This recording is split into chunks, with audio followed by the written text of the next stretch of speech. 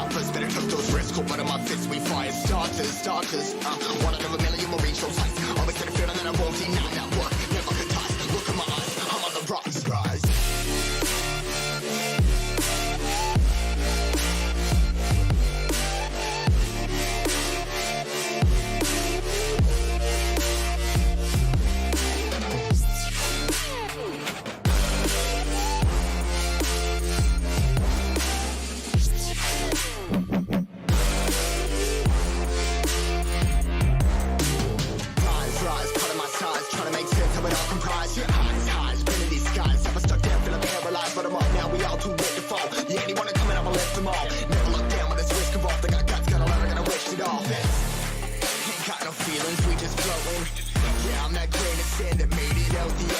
A couple milli now, I'm causing a commotion. I've been coasting, hear my name around the world like an explosion.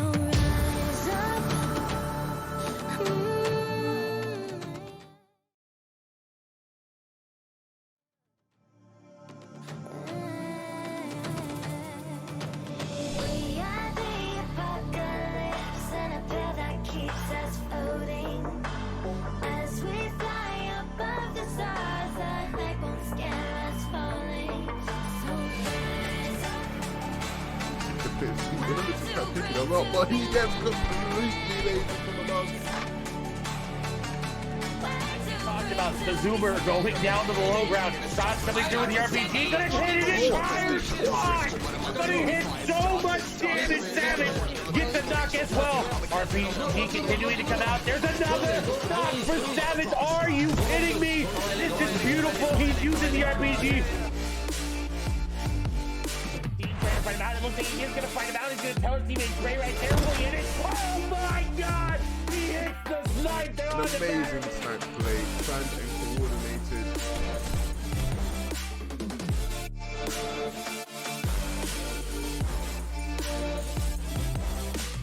Should make it 15 if they pick up the victory. But they're losing. Yeah, it is. There's a trap put down. Chapek's taking. Oh my God, he's taking. Ram is knocked on the low ground. Chapek has the RPG. He puts it down for the victory royale. It's been started. Hello, everybody. Welcome back to yet another WarLegend session invitational right here.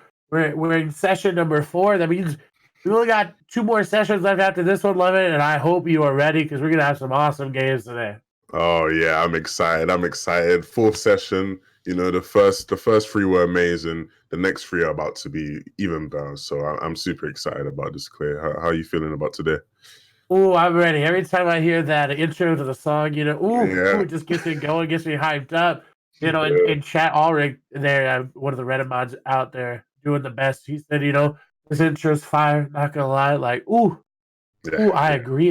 But I'm ready. If you're just joining us and you have no idea what is happening, this is the WarLegend Series Invitational. It is composed of 6 sessions. This is going to be session number 4. Of course, it is broken up over the 3 weeks, so we're just finishing up our 2nd week here. It's 25 squads were invited first, and now we've rotated in 5 new squads every single time. Of course, the top 20 from today will go on to play the next session. And then, of course, today's scores will be recorded on the series leaderboard, but only if they're the single highest session scores, Levin. Yeah, so essentially the series leaderboard is sorted by the highest single session scores. After all the sessions are done, the top 25 scores on the session leaderboard will move on to the finals. Now, the finals are going to be 2 days, 6 games per day, 1 leaderboard, and at the end of that, the winner will receive part of the €50,000 cash prize. Yeah, that's ridiculous. And so if you want to take a look here at who is coming on in this time around, there's going to be a little bit of changes because there is a charity tournament going on. So some squads can't play, so they're rotated out and subbed out, but they'll be invited back at a later session because, you know, we're not about to try to mess up charity tourneys over here. We're all about that love there. So, well, I think Camo, Pepper, Floodboys, and Rehouse will not be playing due to the other tournament. So we're moving in Alpha, Yagus, Blaster, and Seth, all from Train Hard there. So Yagso. And then, of course, for the players that are coming in based on the relegation, that's going to be Lestream the Vic, Blacks, Vitality's Bad Sniper, and Wanted's Arkid. believe they are playing with a sub though, so make sure you keep your eyes on that. Clement, Kaizen, Stig, and Blackie. Fanatics for Rock, Smeef, Motor, and Secrets Mexi. Gambit's Letwig, Flexi. Virtuous is Jamside and Secrets Dementos. And then Waves, Lou, Coffee, and Serenity's Taste On. And then, of course, Nuggieson playing there with them. So they're coming on in as you see a bunch of new faces. Again, it's all about getting that top 20 overall today. And we'll see exactly how it shapes up. We're set for some really awesome games here, as I think they might be underway here very, very soon. I'm excited. Lemon, who are you looking out for this time around? Oh, look. Well, obviously we have new incoming squads, right? One of the squads incoming, the Fnatic, well, it's a mixed squad, right? It's not all just Fnatic players, but Fnatic, Verox, Smeef, Motor, and Mexi. I'm really excited to see them finally being able to compete in these, and I'm hoping they do well, right? I'm a big fan of all of those guys, so hoping it works out for them. Obviously, you know, the typical people you expect to see do well.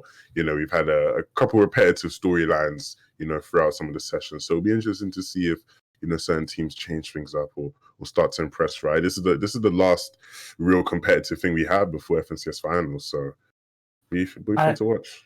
Yeah, I'm with you there. And I think we can take a look at our series leaderboard here really quickly. As I believe the games have been started, you'll see where everybody's shaping up here. Now, again, the people might be asking, like, hey, why are not all the top players playing in this one right now? Because FNCS is happening. But the way the relegation systems work, some of the top teams have been relegated, and it's due to them either not playing with a sub, not showing up, and choosing not to be here to play. So it's based on the rules, they've been relegated. So again, it's all about the relegation, trying to get squads in that are within that top leaderboard that made it to the East and that may make it to the finals. Again, this is all about finding the best competition all over Europe. So it's a series thing. It happens over multiple weeks. You can't just have the same 25 players in every time, because it's an invitational. You got to invite new people, and I think we're hopping in the game 11, and this is a nice, beautiful view. We got Jamside up there in the top right. I'm interested to see how this squad does because they're being contested off spawn. Yeah, right. It's always interesting to see those off-spawn contests. They are such an integral part of the game. You see them looking for shots, he picks up the FAMAS. But yeah, it's such an important part of the game, right? Where we have spaces where people are contested and people are fighting off spawn. You know, if that doesn't go well for you and you stick to that sport, your event's not going to be looking too good, right? I agree. And this is Flexi, Letwig, Dementos, and Jamside, and they've landed Misty Meadows every single time I've ever watched them. So I want to know exactly who's contesting them, as we do see King Kubik's going to go down there to trade hard Jag. So King Kubik's and them, I think they took home first place last session there with Team Dynamite. So they're looking to do well. Already losing a player off spawn, though, not looking so good. But that epic pump shotgun is going to be for Jamside is going to be really good, as we see Yoda getting taken down there by Belvi. That's going to be a really interesting scenario. I don't know if they're contesting Frenzy Farm again off spawn. We'll see as we wait to see this fight really not kind of unfolding. Both teams deciding, hey, we're going to take Misty. One team's going to take the Meadows, and we're just kind of trying to draw a line right there in the river. Yeah, I love these Misty Meadows kind of engagements. As much as I'm not a fan of, you know, the slow pace early game battles, I do like the way Misty is split, right? We always have it split in half just like that, and then it's just about if you can get the most loot and you can actually make something of what they have.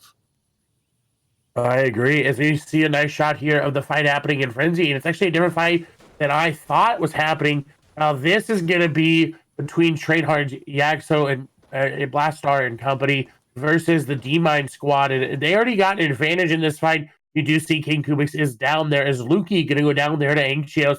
We see shots going through. Raxo's very, very low, so we'll see if he's able to make something happen here. He is sitting in the bush, so he does have that element of surprise, but 13 HP and only a burst AR-11 is not really much he can work with. Yeah, the loot's not looking great for him there at all. And when it comes to the numbers advantage, obviously they are a man down currently. So, you know, gonna have to make use of what you got. Probably gonna just look to kind of maybe, you know, farm up some more, get some better weaponry along the way. But I think they're just probably gonna just go for the reboot here. It looks like it's been given to them, right? I'm surprised this the Train H team is not being a bit more aggressive. Maybe they just want more information, but I think they're gonna get away with this one scotch-free, probably. I'm sure another engagement will unfold here shortly, but at the moment it's just a bit of bit of a standoff. But if you look on the map here, there's someone behind him. I don't think he realizes. Oh, there's no way he realizes. Okay, that's his wait, teammate. Oh my goodness. Yeah, it shows him on the map as that with a white arrow there. You get confused. It happens. It happens. Let him get me hyped up. If that was happening, amazing to see as we see BloodX actually going to go down there to Fanatics for Rocks. Now, that fight happening over in Dirty Docks.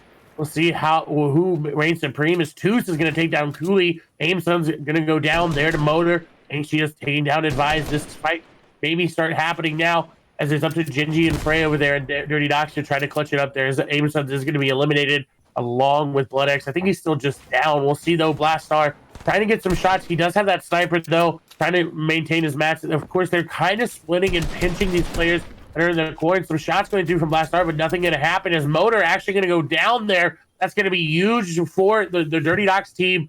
You see Lestreams the Vic going down, Shitty going down, and that's a lazy late fight happening.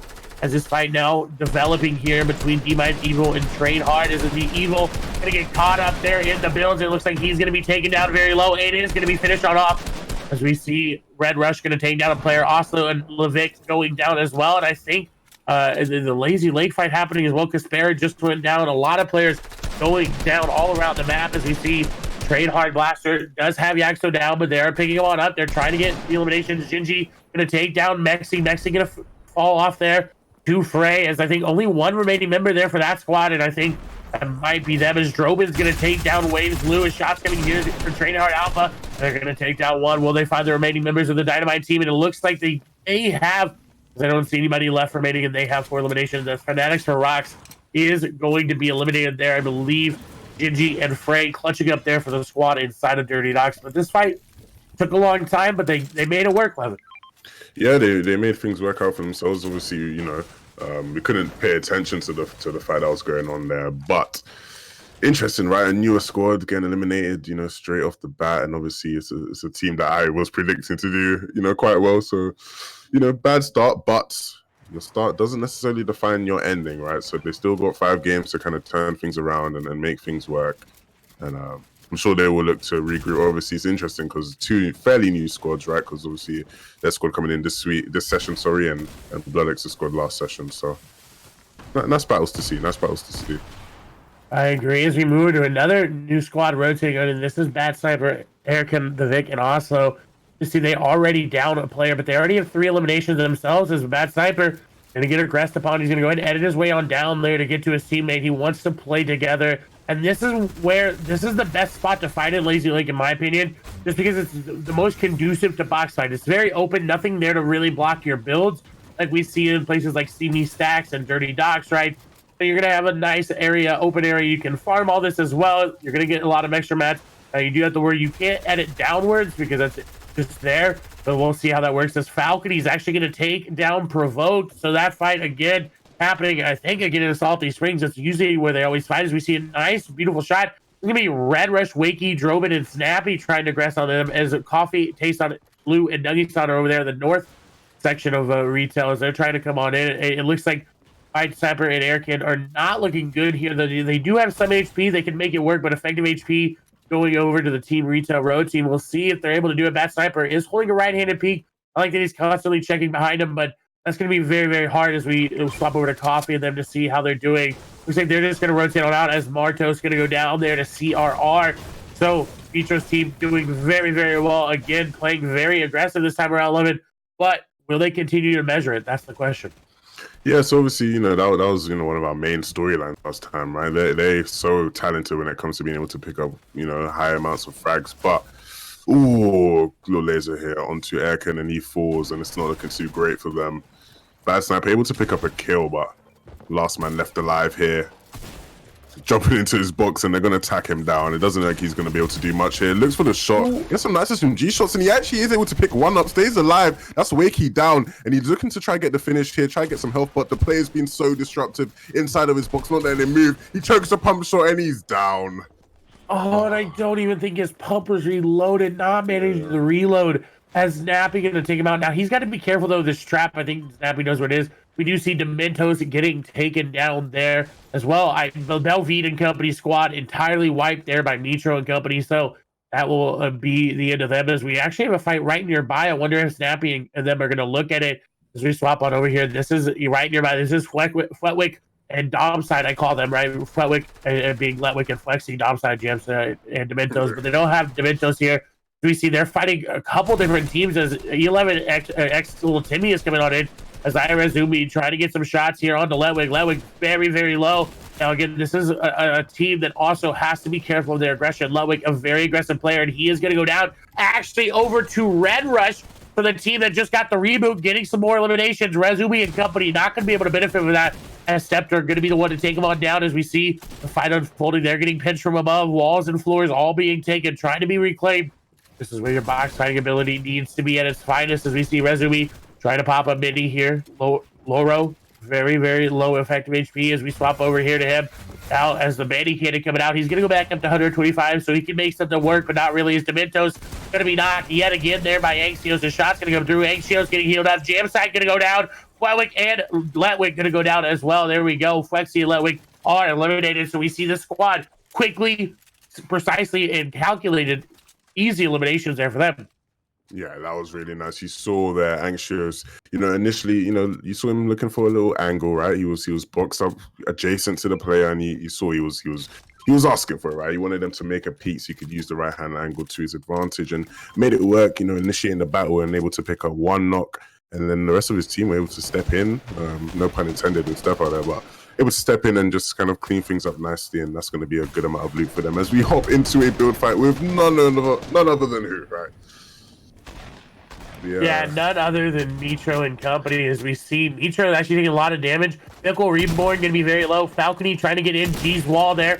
Seems like he is going to get it there, but he doesn't get the stare inside as Falcony trying to find the player. He's going to get some tags on himself there, so he's got to heal it up as Mitro heals up as well. I think Mickle Reborn going to go down there to cancel CR and Mitro all together. So NG, the only remaining member trapped, does go down with the walls being taken, and this might just be his life being taken as well. But no, Falcony getting third party. He's got to be careful, though. He does own the wall. NG trying to build for his life here, trying to hold everything that he can. The shots are coming through. Everybody pressuring him. It seems like a third party has joined the equation. NG just trying to stay alive, and that's going to be Kensel taking him right on out. So the squad continuing their dominance, and look, they are sitting on a lot of eliminations, currently sitting on 8-11. That's a lot of points early on for them, and if they're able to keep this up, it'll look very, very good for them. Oh yeah, if they're able to translate this game here into a victory royale, it's going to be the perfect start, right? That's the way that's how we used to see it done, right? We used to see them dominate games, getting 20 kill wins, and like we've been saying in all of these sessions, they're not able to pick up the right amount of placement points to match the amount of eliminations again, right? They're amazing against such high eliminations, right? You see it here, right? 8 eliminations already. That's insane. I'm sure the majority of the lobby, most teams probably don't have anywhere near that. So hopefully they're able to translate that into some nice placement points. Maybe they slow it down a bit now so they can do well in the end game. But as to that, we'll see. I agree. Is another squad that we saw do very, very well last time. This is Miro, Umplify, Snap, and Madso. They, I think, got to the top of the leaderboard. I think we're in at least top 5 if my memory serves me correctly. And they are looking very good. Look how many slurpfish this man has. He's also got floppers. They've got Big Shield. They're going to heal him on up as we see Crippa going to be knocked there by Snappy. I think that's happening on the backside zone as players are rotating in. As you see, Juice is still alive. Future of them rotating on in. BDS, that's going to be Clement. BDS, Blake. BDS, Spoiler, I apologize there. I thought it was Blake and he changed his name, but no, it's just Spoiler. As we see everybody rotating in, that's going to be Miro and company rotating on top. Coffee actually going to take some damage as this zone is actually going to pull very far northeast, going to pull all the way towards Dirty Docks. That's going to be a lot of rotation from the southwest side of this zone. As we see Get Grief, Noob, Down 2K, ETQ, and Croc trying to rotate on in. They've actually in zone, but they're pulling very, very early on to try to get that 4th and 5th zone.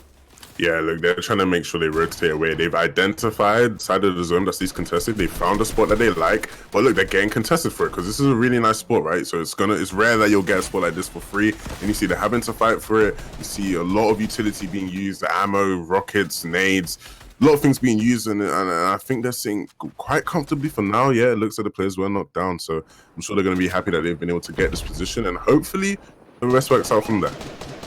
Yeah, as we see Falcony and Mitro going to pick up another elimination there onto Loro, as that's going to put their total up to 9 eliminations for right now, if my math serves me correctly. Actually, maybe 10 elimination? No. It is 9. I can't math. It is 9 eliminations there for them. It's always hard to do math when you're talking fast and trying to do all the calculations. You know, it's been a while. I've seen 9 eliminations in their first game. If they're able to get some placement points as well, as they're already starting to get some. They've gotten 3, right? 3 sets of placement points. Of course, that's worth 5 every single time. The past 20, as we see the sniper in hand here for Mitro. And I'm going to be honest, I really prefer the sniper on CRR in this squad, just because of time after time, Levin, we've seen CRR hit some insane shots. Oh yeah, he's nutty with it, but it doesn't look like he actually has it. So double snipes going on here. I'm pretty sure that is him with it, the sniper in hand. Yeah, it is. So they're both feeling it today. Clearly, hope we can see some nice highlight plays from them. But yeah, 9 eliminations already. That is insane. Like you said, that's a lot of kills to have at this point in the game, and they're able to pick up a few more. Oh wait, did he hit the shot? Oh, yeah, just hit us 9. Oh my gosh! As you said it, right? As you said it, he hits a snipe, and shame we didn't pick it up on camera. Oh man, that is a nice distance to get a snipe from. Wow. You know, Levin, we're working the opposite of what we were. We're not going to bring up that one word about the caster something, right? But we're opposite today, right? Right, with that, we were talking about CR hitting the snipes, and there he goes. He hits it. So now they've got to be careful, though. Again, this is where they find themselves a lot on the backside of the zone, trying to rotate in. Because they're being so aggressive, they don't get to rotate early on. And I don't know who decided to farm out the entire mini jug, but this is a nice little base for them to come in, and they're getting a very easy rotation, and it looks like they're going to go pick up more eliminations, as I believe Anxios did go down as well. Umi being the only remaining player there, as Wakey, Drobin trying to get in, Snappy up there as well. Nitro in a fight, but he's going to get RPG there. Does take that player's shield down to nothing. Has to be careful, though. I'm back on off. This is, again, measured aggression. They are not measuring it right now. They are going full sin. They are all up in your box. They are in your face, and they are fine playing that way because they're very confident in doing so. We'll see, though. Double RPG going to go down. Anxious will fall there to Quavato. RPG going to come through. Falcon going to hit 2. He's going to get 2 eliminations. This is ridiculous. This is what we've expected from Mitro and company in the past couple weeks, but they have not been executing on it. As we see, Blake is actually going to get knocked as well. So BDS spoiler going to try to pick him on up. We will see the res come on through, but this looks absolutely disgusting. 12 eliminations. These guys are going off, and I doubt it's going to stop, right? They're clearly feeling themselves right now. It's working. You see them, right? They're going for more box fights. Blake knocked down to a low amount of HP, and the pressure does not stop. And yeah, he's knocked there. And spoilers knocked as well. But Mitro is knocked in the process, but they're going to be able to pick up the res really easily here. And this is ridiculous. I can't believe what I'm seeing right now. How many, like, what? Yeah, they're playing very, very well. They are sitting at 14 eliminations, and they are ready to dominate. As we see, Storm Surge will come into effect. I'm surprised at how aggressive this squad is playing, that they're not more above, only 4.4K, as now they're getting tagged up as they're rotating in. We have a lot of players inside the zone, but actually no one really to the top north of the zone. It's interesting to see if it'll pull there. They'll have to rotate very, very far. Is Falcony going to get tagged up just a little bit? I'm actually surprised to see Falcony on the most eliminations, right? You know, CRR always on Twitter talking about how he's the carry, right? How he's the one carrying people. And Falcony right now showing up, showing, hey, 6 eliminations. And maybe it's because he does have the RPG, but we'll see as the zone going to start to show itself half in, half out, though. If it pulls to the north, a lot of players are going to have a very hard time rotating, including this squad. Yeah, you see it, right? This is the side of the zone that is the most contested and is the most populated, and that's just because of the nature of how the zones have moved and where people rotate in from. And you see the players on the hills identifying this, so they're holding these teams from coming in. They're doing damage, and obviously with Storm Surge being in effect, you know, you want to pick up as many tags as you can. And nice little fight here. Find these teams turns Skarner for the first time in the game, and it's good to see that they're pretty much chilling, right? You see Rit's gonna RPG high, and it's gonna look like they're trying to take it. They want this position for themselves, and they're successful at it right now. They're fighting for height, and it looks like they've got it settled in the middle of the 50-50 zone. And yeah, they're gonna wreak havoc from here. Clay, what do you make of this right now? I mean, that was just textbook Spin Skarner. They saw they weren't in zone. They moved early to half in, half out, and they got it. They built it on top of 2, so they weren't able to do anything about it. Now, in the rotation, we did see Mitro and company, I think, pick up 2 more eliminations. So they, I think, might be sitting on 16 if the last time I checked, which is absolutely ridiculous. And they're currently sitting on 16 eliminations. So very far above the next set of players, which is the Train Hard squad of I think 6 eliminations. So we'll see though. But Senscarna finally finding their reign here on the high ground is Bouan taking some shots with that legendary AR, trying to hit everybody down below, trying to pressure the players that he knows are winded. Everybody's got to rotate into them. So this is a very good spot for them. Now, no, Beehive does not have a lot of builds. Maybe he was the one that started building up. We'll see. As Snap going to go down. BloodX going to go down there to Little Timmy L2. A lot of players starting to fall there. Tayson going to go down there to Smiley. Crew going to take down Magnus. As we see Senscarna raining fire from above. Miro will finish Magnus. Smiley going to take down Tayson. As everybody starts to get very, very close together. Razumi going to fall as well. Now 2K falling. Everybody falling very, very quickly. Zone, if it's a fun zone, if it wants us to have a great cast, it's going to go all the way to the north. We see CR going to finish that elimination there on it out 2K, as I think CR and company are very, very low. They're actually going to go down. CR and Mitro going to go down there to Fremont and pay 1K. Again, still going to return the elimination there on to Fremont. And then now it's up to Kinsel and Falcony to reign supreme, as Fremont going to be eliminated there by Falcony. We'll see what they're able to do as Airwax and Nekoff are still in. We'll swap over to Snappy, Drobin, Red Rush, and Wakey. Team #1 retail row, right? They dominated retail last week. They're doing it again this week. Sitting on 6 eliminations, and they decided to rotate in. They're going to pull, actually going to go ahead of zone and try to get as far in as they can before that zone starts to move. They want to play low ground here.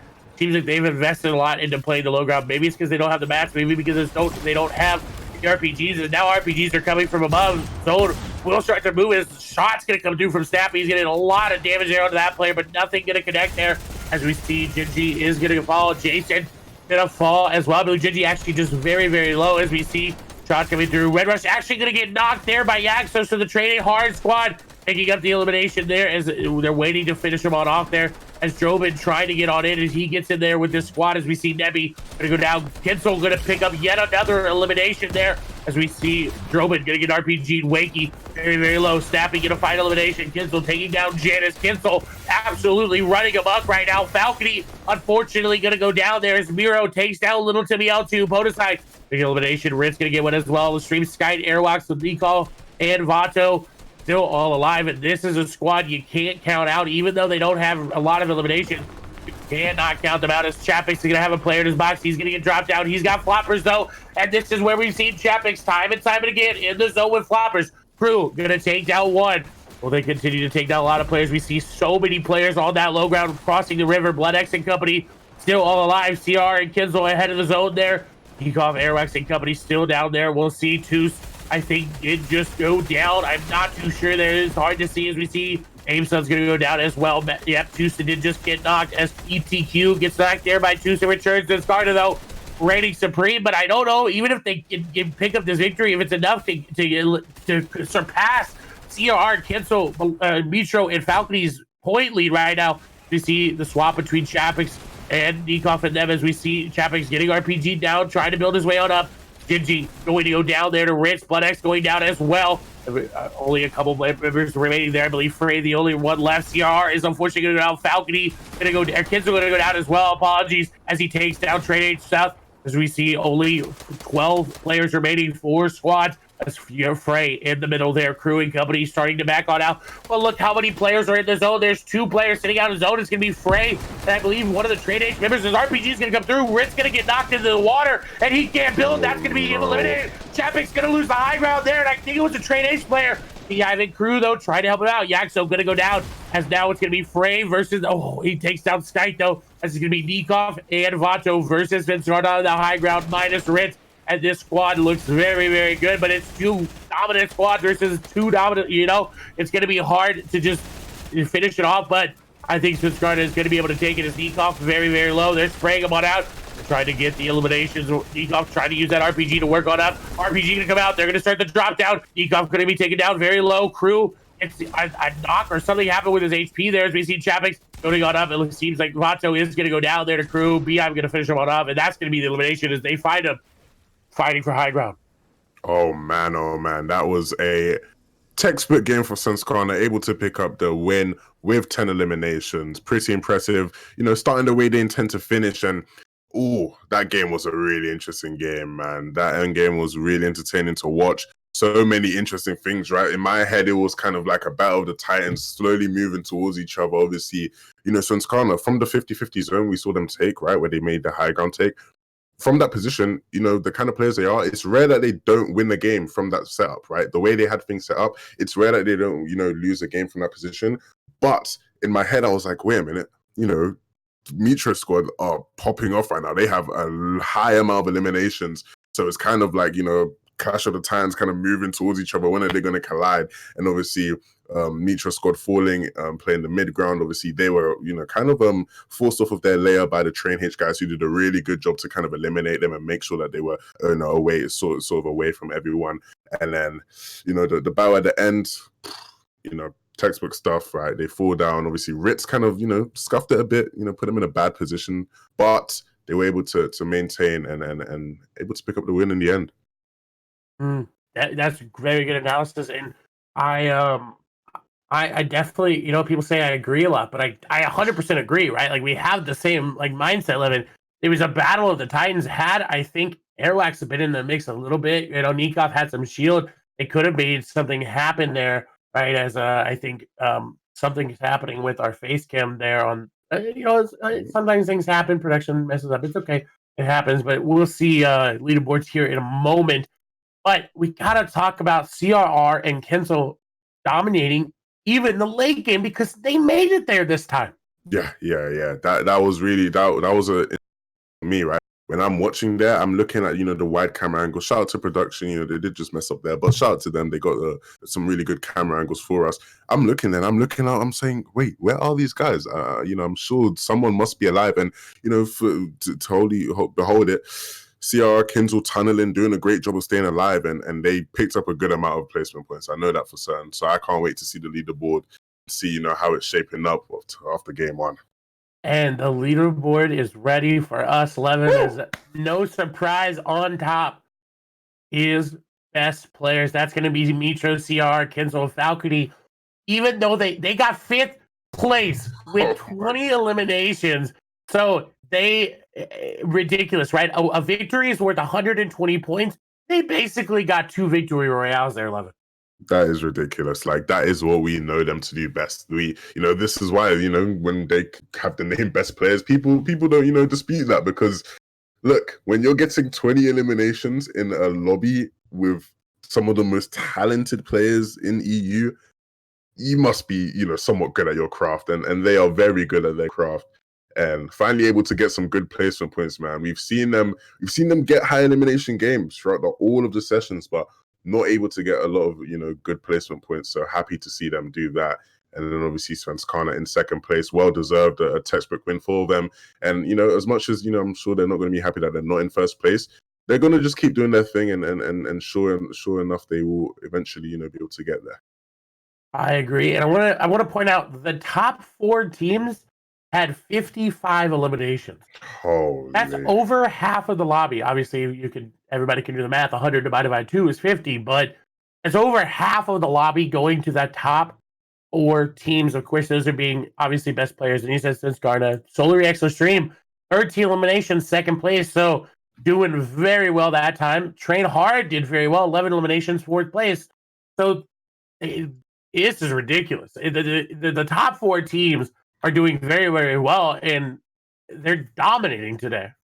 Yeah, the top, look, the top 4 teams are are players, other than obviously maybe the Train Hard guys. The top 3 guys are, the 3 best performers, in my opinion, so far, right? Throughout all of the sessions consistently, I feel like those are the 3 teams that have kind of, showed up every single session and showed us why they are here every session. Obviously, the Solary and Extra Stream guys, my biggest criticism of them so far is the fact that they start off hot. Every session they come in and they start off hot and they start to cool down a bit. So hopefully they're going to be able to, maintain this pace, maintain this level, and going to keep on giving us great results like they did. Just that game, man, eliminating those 4 teams eliminated more than half the lobby. That is ridiculous. Come on. Yeah, I agree. That is very ridiculous. And that's a way to make a point. We talked about Svenskana a lot in the last broadcast. We criticized them, and I think rightfully so. We said, you're not making it to end game. We want to see a top 10, and they brought it. They brought us a top 6. Now they're like, okay, you guys want a top 10, but you want some eliminations? We got you. As we see the game starting up here, Miro in your top right, Snappy in your top left, Nuggies on your bottom left, and Wanted Arkin in your bottom right. That's going to be the Vic, also in Bad Snipers teammate.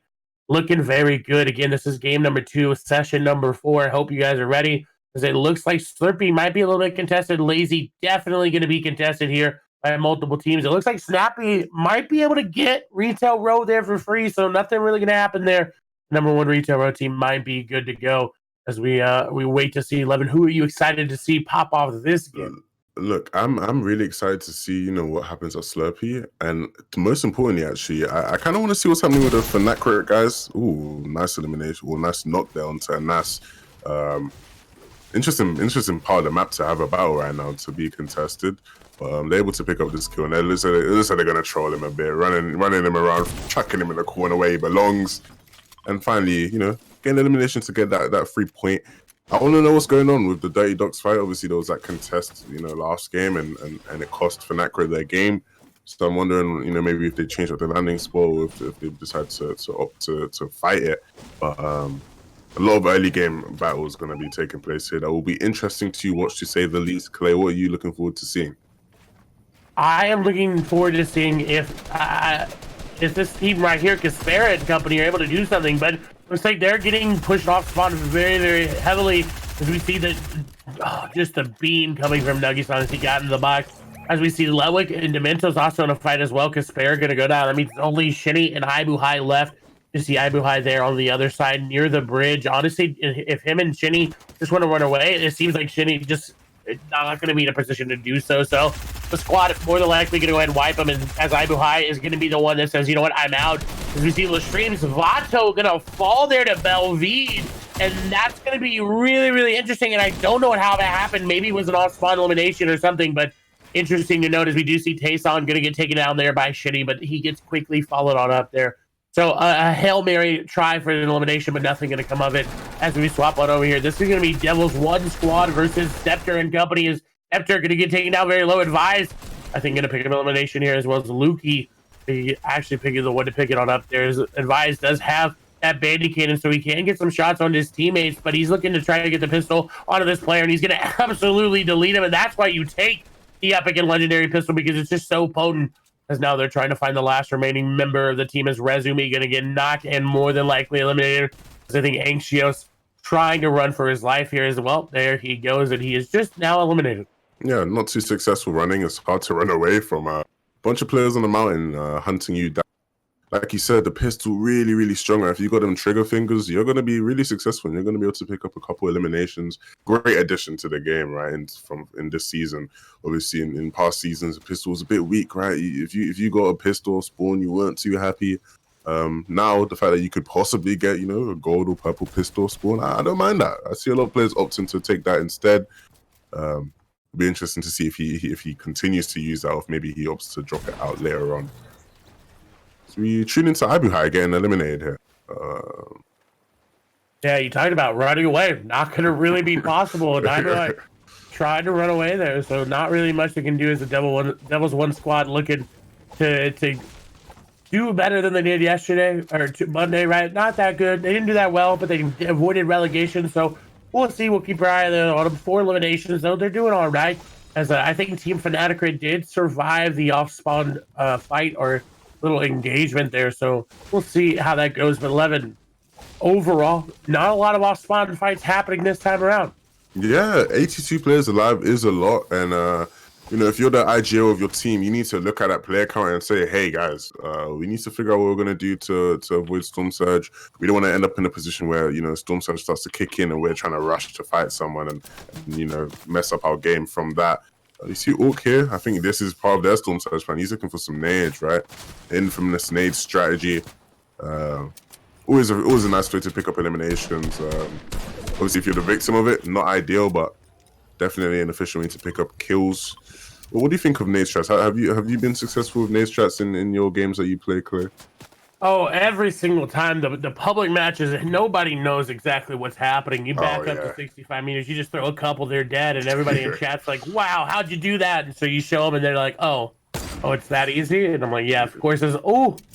We hear pull off. I'm not too sure if that's the right audio there, but we do see Orc trying to get some shots there onto players. He does have that burst AR, so we'll see exactly how he's able to do with that. As you see a squad start to come around and go for the pinch, I think Orc is just going to start to wrap around, and I really like this. Look at this pinch. One of them going up the zip line, one of them trying to wrap around, and I think Hunter and company decide, hey, we'll just try to pinch together. They have to be careful. This is going to be E11's Kripa. They also have to be careful because Kripa and his team are right nearby. They can close the gap very, very quickly. So we'll see as Kripa trying to get some shots there down below onto Orc. But holding the high ground, typical here. Nothing really, really, really, really action-packed happening, Levin. But this side of the map, heavily favoring zone right now. Oh, yeah. You love to see it if you're a player landing on the side of the map. It makes... it's still yeah, look, at the top level, it's never easy to kind of predict where you need to go. And as an IGL, picking the spots for your team will always be somewhat difficult. But when you have the zone, oh boy, it gives you more time to work, gives you more time to farm, more time to loot, gives you more freedom to kind of move around and do what you want. You don't have to be thinking, hey, we need to get here, we need to move now. You got that time, you got that space to work with. And seeing Miro's team here, going to be looking to rotate away. Saw the snapshot coming in and it missed just barely missing. So I'm sure they're going to need to make sure they prioritize switching up their movement, right? If you're a player at home and you find you get snapped a lot, make sure you're switching up your movement. Figure out who can see you, who's around you, who has vision on you, and the angles, right? Maybe you're not so good at maths at school, so maybe you're not so good at angles. But angles in Fortnite, they work a lot easier, right? You just got to WASD, move around, switch up a bit, change up the timing of your jumps, I'm speaking facts, though. I'm speaking facts. I love it. You are speaking facts. And that's one of the things I'm talking about as we swap over here to Mitra. We'll get into that conversation a little bit again in another fight. And I don't know exactly who they with. As we see Smiley going to get taken down there by Lewick. There may have been a snipe. There's Flexi going to finish him on off. As we see Mitro backing on up here. He does have the grenades. And like we've talked about, grenades are very, very potent. He's about 60 meters away, and here come the grenades. Maybe a little bit too low there with the prediction. Yeah, as we see, I think maybe even needed to be a little bit lower. As we see now throwing him in. He's not really lining him up as they're trying to rotate on in. Don't exactly know who this squad is. I think I can pull that up on my end to tell us. It's going to be Scout, Apoxel, and Cooley. Now, this squad is playing without a fill. They've decided to play without a fill, and that's completely fine. Long as your fourth leaves the game. So they're playing without a fill. So they only 3 players are remaining, or maybe their teammate didn't get it. I'm not too sure exactly what happened with it, but we see only 3 players as Mitro and company are trying to rotate on in to get the eliminations. But back to the point, right? Sniping, it's very avoidable if you put yourself in the position to avoid it, right? If you know every single time you rotate this way, there's a player right there, don't rotate that way, right, Levin? Yeah. You need to be smart. You need to just use your eyes, look around you, find out what's the easiest way for you to get to where you want to get to. And most importantly, right, get to where you want to get to. So many times we see players just kind of, prance about and waste time and look for dumb shots and dumb fights and get distracted and they end up getting to zone late. And speaking of getting to zone, this is going to be really interesting because we have probably the most aggressive squad in our game, and they are coming really close to another really great talented squad in Svenskana. You see to the left, I'm sure you saw some of the names there. They're pretty close within proximity, and Mitra taking this fight here is going to be really interesting because I'm sure the Svenskana guy going to look to third party a bit. You see him getting some damage off here, Clay. Oh, that was really close on both ends, and now Mitro is suddenly very, very weak. And he's stuck up against a stair in the wall, and he is not going to be happy about that as the edits are coming through. He's shaking the table all around. As you see, the minis will be popped here, but he hit a very beautiful shot after he took a lot of damage, so not going to be able to follow up on the elimination. And if I'm the squad that's getting aggressed, I back the heck up. I say, you know what? We got enough damage there onto them. I think they would be good to go. I think they'd be good to back on out. And it seems like from the map, that's kind of what they're doing. They're staying around just a little bit. But this squad that they're fighting doesn't really have a lot to work with, Levin. Their shields are not there. There's going to be a knock going on over as they're getting in the faces there. I believe Style going to go down there. Hunter going to take down the Minto. So that's another fight as grenades are coming in. Mitro Company have to be careful, but it seems like they should be good to go. They're also well above Storm Surge threshold as the zone starts to move in. We'll see if they continue their aggressive streak, only with 1 elimination right now, Lev. Yeah, they're only on 1 elimination, and by their standards, that's not a lot. But they have to rotate into zone. They're above Storm Surge. You know, obviously Mitra's not looking the best of health. Their loot does seem to be decent, right? Their loot does seem to be decent. So I'll be interested to see if they kind of take it a bit slower and opt to kind of get to the end game and just go for placement points. But hey, I'm masking a lot of this squad, right? Because we know what they like to do, and you see CR already looking for some shots, and he gets a knock. Controller aim, guys. Controller players with orgs are, yeah, about that. Yeah, I think anybody could hit that shot. It's kind of road down the open one shot. I do know that Orc is fighting Letwick, Flexi, Jamside, and Dementos. As I think Letwick, the only remaining member there for them, he doesn't really have a lot of HP. As we see Jamside going to go down there to Hunter. Letwick actually going to take a player down. That's going to be huge there for him. I think he gets the elimination here as well. Maybe might be as we swap on over here. Yep, there's the elimination come through. Blood X and company though going to be in a little bit of fight, and I think Letwick is fixing to fall there as we see Crew actually going to go down there. That's going to be huge. Wait a minute, Crew just went down. As we see Ritz going to return elimination as Blood X and company trying to rotate on in. Now they have to be careful. Blood X is rotating right to this remove van. You can't build there as he's just found out yet again. You see Zooer going to get taken down there as Hunter gets taken down as well. Orc is actually going to explode himself there, so I don't know exactly what happened. As we see they're trying to rotate on in, as we see Beehive going to take down Janice. Vinpro taking down Yoda. Chapek's going to take down Falcony. That's going to be really, really big there. So we see, we'll see exactly how it shapes up. But there's a lot of players on this west or east side of zone as we swap over here. I think this is a fight between Skarna and Nitro's team, as well as another. So a 3-way action happening on your screen. We'll see exactly how that shakes up the leaderboard, because this is team number 1 and team number 2 fighting right now, Evan. Yeah, look, the fight is spewing out here. You saw the non-stop pressure here from, you know, Mitra and CR. They're looking to take names here, right? Ritz is pretty low. Chapek seems to be doing all right, but they're using a lot of material. They want to stay alive. They don't really want to take this engagement right now, but the issue's being forced on them. They have no real choice here. Mitra are going to look to try to take some wars.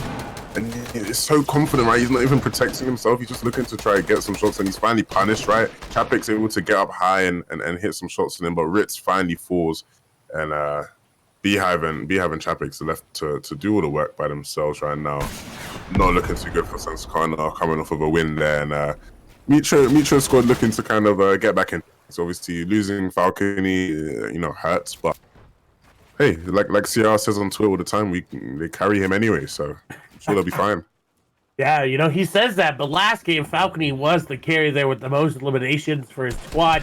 We'll see exactly as Mitro trying to find a player in the bush. And, you know, I've had experience of spraying those, but you got to be careful because players will start to hide. Mitro going to take some shots, and if you're Mitro, you wish that was CR taking the shots to get that easy beam there. You know, we're going to throw a little aim assist action going there, but we see that they're doing very well. They have 4 eliminations, and the story will be if they continue. Now, Belvede, we saw go down earlier, so but Board and company able to outlast this squad's push from Salty Springs, as we've seen it time and time again. As we swap over here to say it. No, this is going to be Belvede. Okay, they got me, and we've been casting this team for a while. They got me again. Oh, yeah. This is going to be Provoked. Now he's going for the high ground. Shot's going to come through. Provoked trying to find a player, but he's carrying him on the back now. Taking a lot of damage. Provoked quickly decides, you know what, that fight's not for me. I'm going to go back in my base, and I'm just going to heal on up. You see, actually, Warwick going to get taken down there. That's going to be E11's Crippa taking him on down. Marto's falling as well, and I think Provoked just made it his entire team into being eliminated other than him, so he's not going to feel good about that one at all, Levin. Yeah, that's some bad team play, some bad communication there, because as he's looking to leave, he's just leaving his teammates to fight, and they just get destroyed. Cripper squad being a great squad, all of them great players, and have been performing well in these WarLegend sessions. So nice to see them get some eliminations onto some, you know, amazing players, but the team play wasn't there. Provoked. If I'm his teammates, I'm like, hey bro, where did you go? We were just fighting for you, and now you've left us. Like, what's going on there?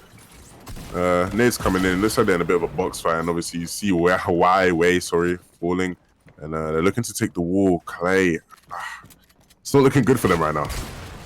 No, and they had a very good session Monday. And this squad did very, very well. And now all of a sudden they're getting pressured, and it doesn't seem that they really want to deal with it. They want to just try to pick up Y there as we see Crippa getting some shots. Teacher, I'm going to follow on up, but nothing really connecting there other than that 22. So you hear the harpoon gun coming out. Y still alive. RPG's coming in. Crippa didn't seem to take any damage, as well as Teacher as Drobin going to be the one to take him out again. This squad finds team number 1 Richo. Oh, and he's sneaking on up. Teacher, someone just on the other side, he might be able to find him, but the box is there, so he can't really get the sneaky elimination as we see the box up continuing to come through. It seems like, oh, this is some nice high level of geometry. Teacher definitely seems to graduate high school there as he drops in the box. Wait a minute, might have gotten a little bit too antsy. He bit off a lot more than he wanted to chew there. As we see, he does get tagged up there for 70 damage. We'll be able to pop shield. This fight continuing to come through as the shotgun shot going to come through with Teacher going to fall. It is not looking good here for Crippa's team as we swap over to see Crippa trying to get some RPG shots in. He's actually going to take one down. That's going to be Snappy getting taken down there, as you see. We'll see if he finishes them on off, or the squad pressure is too much as they're going to just try to rotate on through. And I get to the zone is coming, but you've got to finish this player. Kinsel going to take down Tayson as we see Crippa dropping on down. Oh, why didn't he go for the finish? That was such a terrible play. He gets a nice elimination. I understand, right? You're last alive. There's not much you can do left, but you're fortunate to get a limb. Get the kill, finish it off, and get the points for it. Don't just throw it. That's super disappointing to see.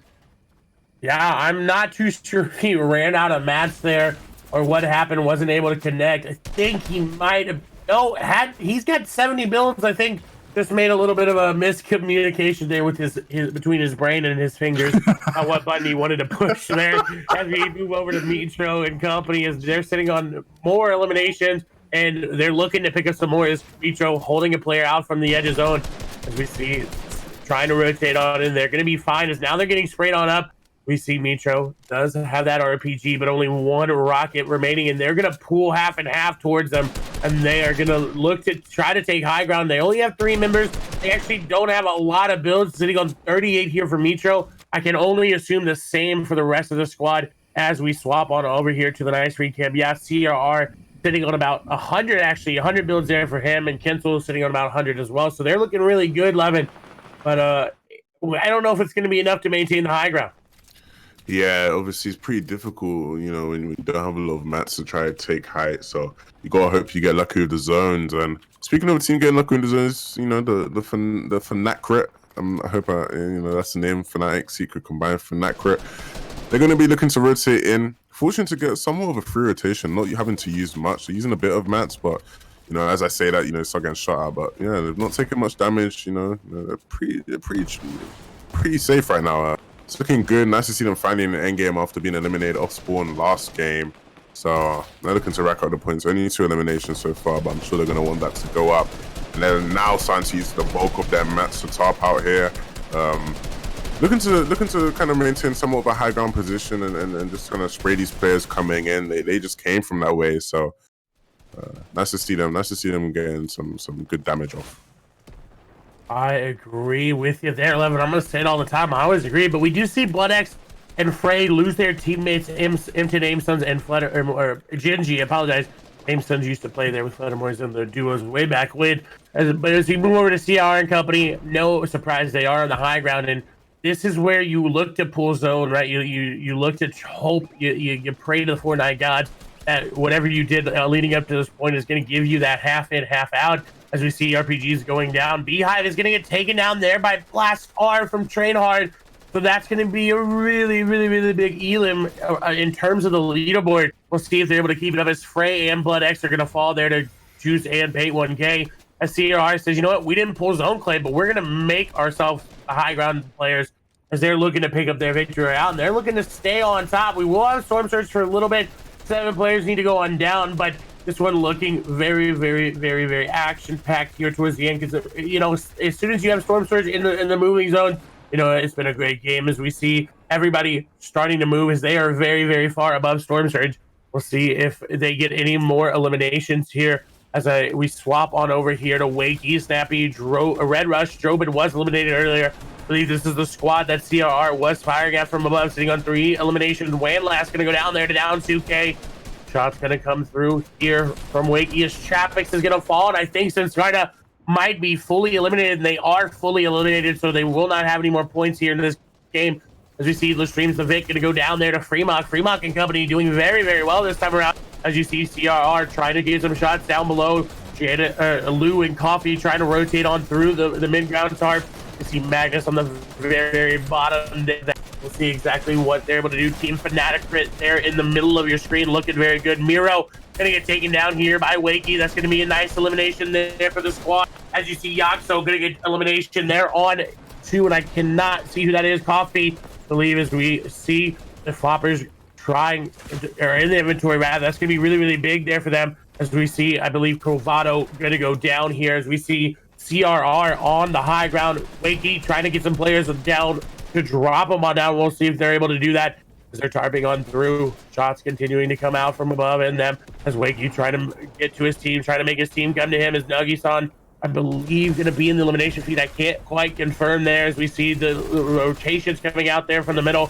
Gensel and them going to lose the battle for high ground. As also Bat Sniper and Erican going to try to take it as they're going to lose Bat Sniper in the process, but they've secured high ground. Maybe is, I think, no, also the only remaining member. And you try to go for high ground with 3 players, but you can't take it from CR, Kensel, Mitro, and Falcon there. But they're looking really good. But CR actually going to fall there to Wakey, I believe. Yes, going to confirm that it is Wakey taking him on out as we see Fnatic going down. As Sneef going to go down as well. We'll see if they're able to clutch it on up as Wakey going to get RPG from above. Player going to drop in the box. His elimination going to be stolen, but he's got the Met. Who's got some middle snappy, gonna go down. Red Rush gonna be with him there. Wakey trying to rotate on in. Blastar, we're in the mid ground here with this entire squad. And reminder, they were sitting in 5th place or 4th place, 11. They were sitting very, very good. So this is gonna look really great here for them.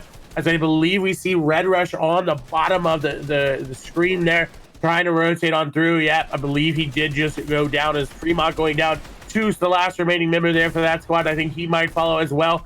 We see a lot of players still trying to fight their way through, but it is Train Hard versus ETQ and company there on the low ground. As Train Hard take the high ground, they're looking to finish it off. RPGs coming through, dropping players down. They're not able to connect. There's more RPGs coming out.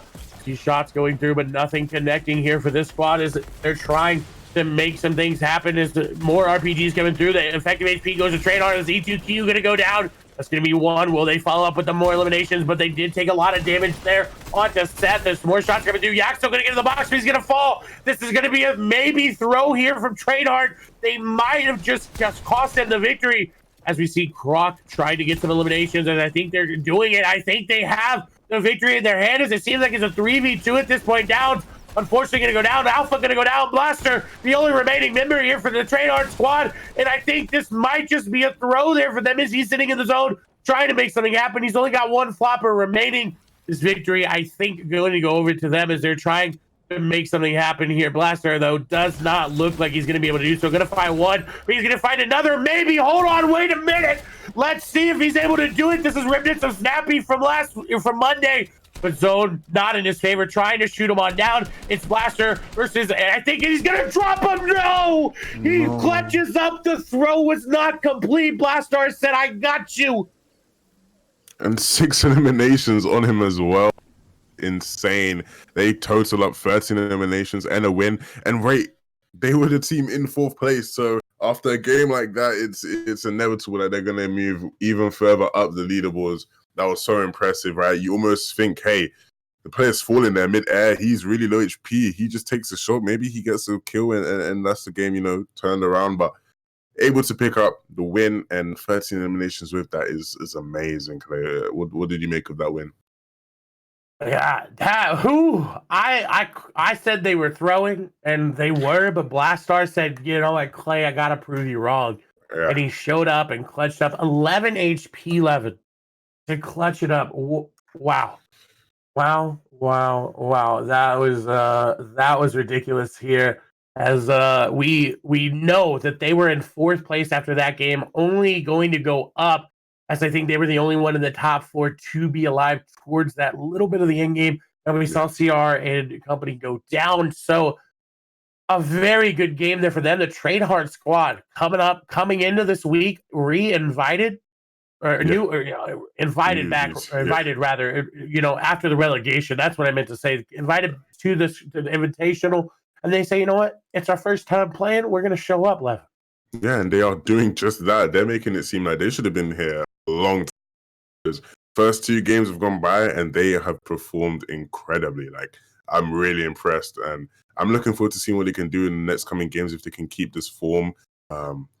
Interesting game there. We saw some of the bigger names from last game having their struggles, but at the same time, always good to see some new blood, get some fresh people, fresh faces into the mix. And regardless of that, trainer is saying, look, we're here to stay. We're going to win the game, and we want to win the whole thing. So, going to be interesting to see how the leaderboard shape up. Yeah. Was there anything else you noticed in that game, Claire? Very good point. Skarna really didn't have the best game. They kind of got eliminated pretty early on. They rotated into CRR and company, and it didn't look very good, as I think Beehive and Chapix are the only ones that made it towards that end game. So not the best. Retail Row is uncontested there for Team Number 1 Retail Row, right? That's we saw them perform very, very, very well, but that's we'll see if they're able to do anything with it. Again, it's all about the mentality and, of course, how you change it on up. And the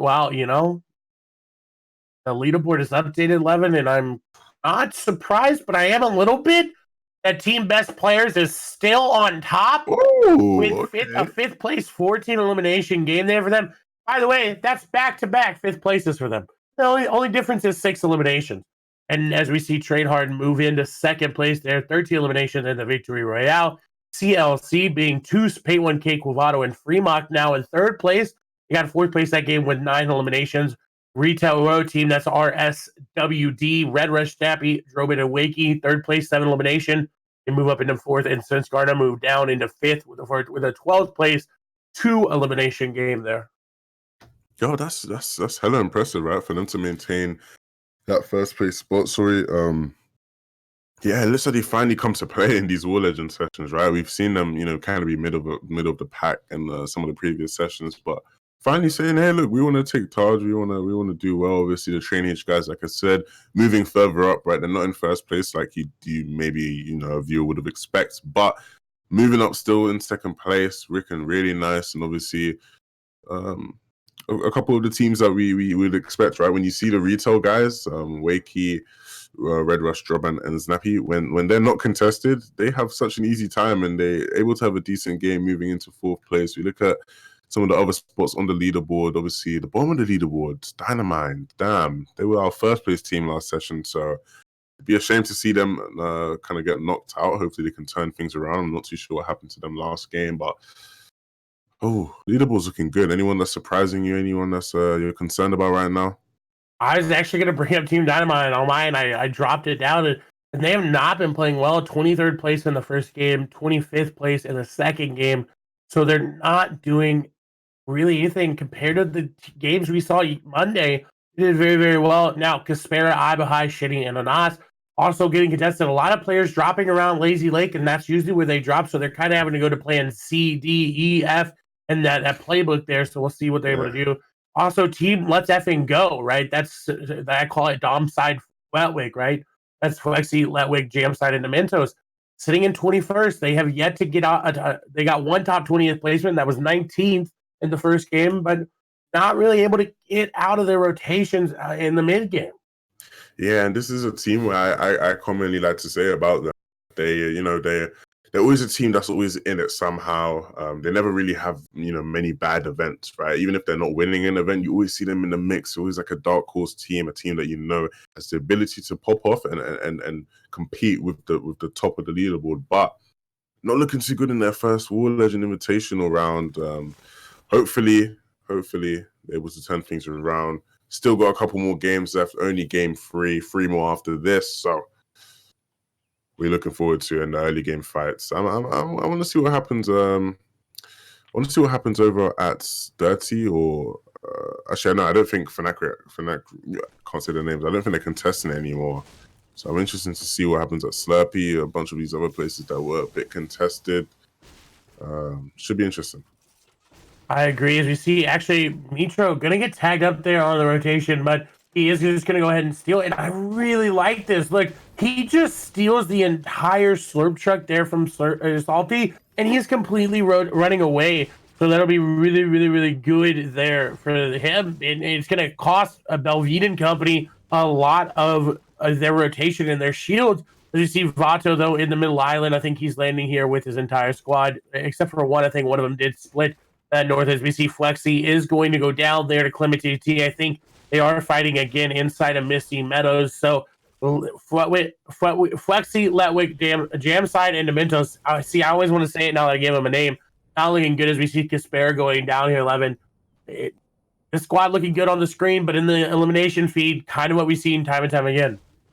Yeah, it's never want to see a team fall early game, right? But somebody has to. That's the important thing. When you get these spots that are contested, somebody has to. The Misty Meadows fight, we alluded to in the first game, right? It's a nice way that, the way things are split as we tune into them now. But someone's got to lose, right? It's rare that teams kind of just let each other live and let each other play. But right now, obviously, strong contest. Looking for the snipes, and Letwick able to pick up a nice snipe there. That's going to give them the advantage. Going to be interesting because I doubt they're going to be able to actually get the finish on this one. I'm sure they'll look for it, but really nice advantage to have going into this fight, Claire. I agree, and they did lose Flexi, but they did pick up that trade elimination like you talked about, and that snipe is going to be really good effective HP-wise. Letwick looking very confused. He's going to find a player, 35 to the head, but he realizes his wife, he doesn't have to back out. A nice elimination will come through. Oh, baby. Letwick with the little bit of the flick of the wrist, and he says, you know what? I'm taking all the eliminations, team. You are my support right now, and they finally get the off-spot elimination. That was so clean. He is a little 180, destroying that player, like literally not giving him any bit of respect whatsoever. And they're gonna be chilling. They're gonna be able to get the reboot off, and they're gonna go into the game strong. What a way to start the game! Right? We were just seeing how they've had a slow start to the event, but it's certainly a way to start the game. And we're looking for more snipes there. Oh, he kind of hit 11. This is what I like, the old-fashioned sniper battle right between two players when no one's really building, you're just using that natural cover, but the opponent on top of the mountain it decided, hey, you know what, I'm going to back off. Letwick's getting a little bit too close there for comfort. So we see, though, a very, very good run here for Letwick, and them. They've been given a very good opportunity here through their gameplay, right? They have the ability now to make it into the end game, making other rotations.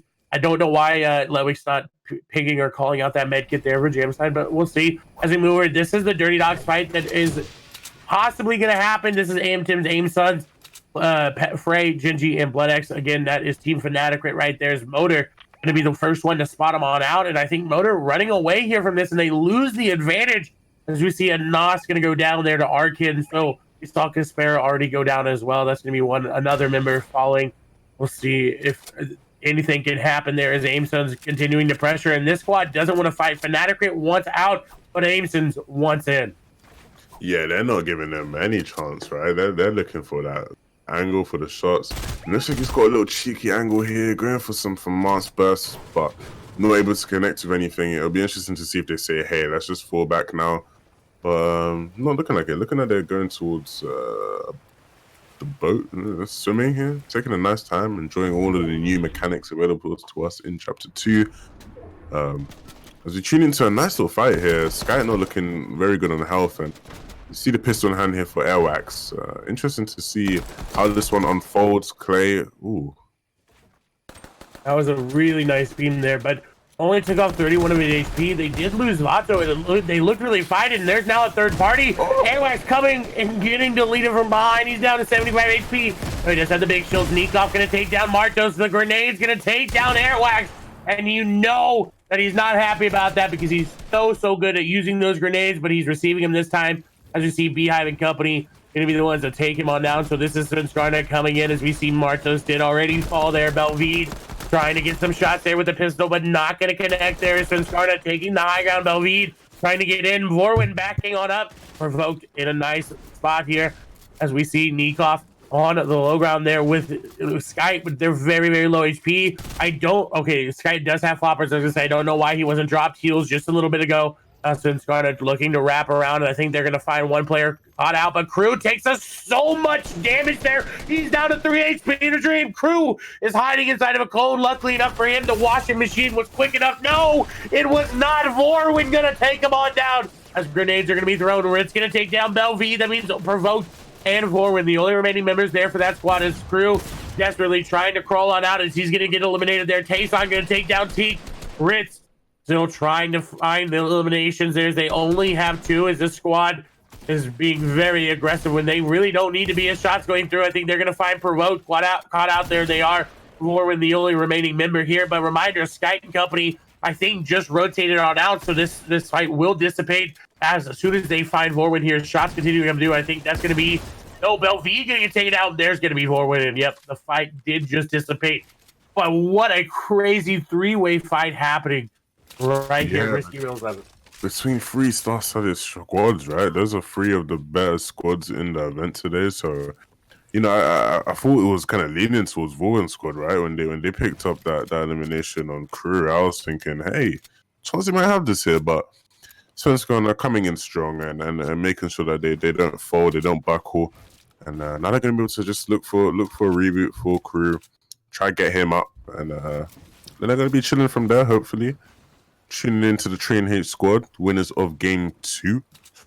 And they look like they're just chilling there. Of course, Alpha not with them, so not looking too good. And obviously, there's a team pressuring them from above. So, going to be interesting. No eliminations for them so far. If they get taken out here, that's going to have some sort of impact on the standings, you think, right? I agree. And as we swap over here to Tayson and company, as they're in a fight as well, we will see that they do have Sound very low. Luckily enough for them, they do have the Bandicoot and Zoo are going to go down there to Falcony. Tayson trying to get in, but he's kind of messing up the builds here. Maybe doesn't know how to fight in the corn there. Swexy going to take down Advise. That's going to be really good.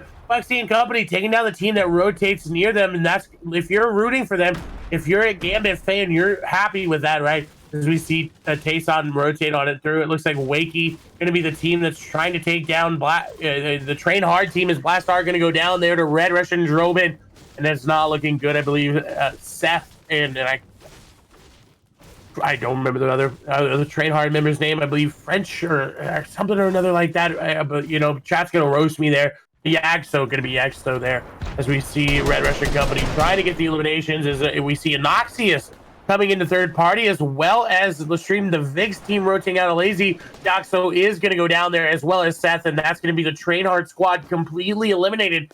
And I don't even know if they're going to get any placement points here for this performance. Yeah, it's not looking ideal as you see some names coming in. Doesn't look like anything's going to connect. Oh, actually, something did connect to Red Rat. He's actually dropped quite low, but it looks like their team's got the shields to deal with it, and he should be able to get back up to, you know, a nice health. So, ooh, nice tags coming onto display in the box here. They're all kind of grouped up, and no shields available to them. Not looking too great. Look, this is an important thing, right? Because as a player, when you shoot someone and you see the white, the question comes to your mind, right?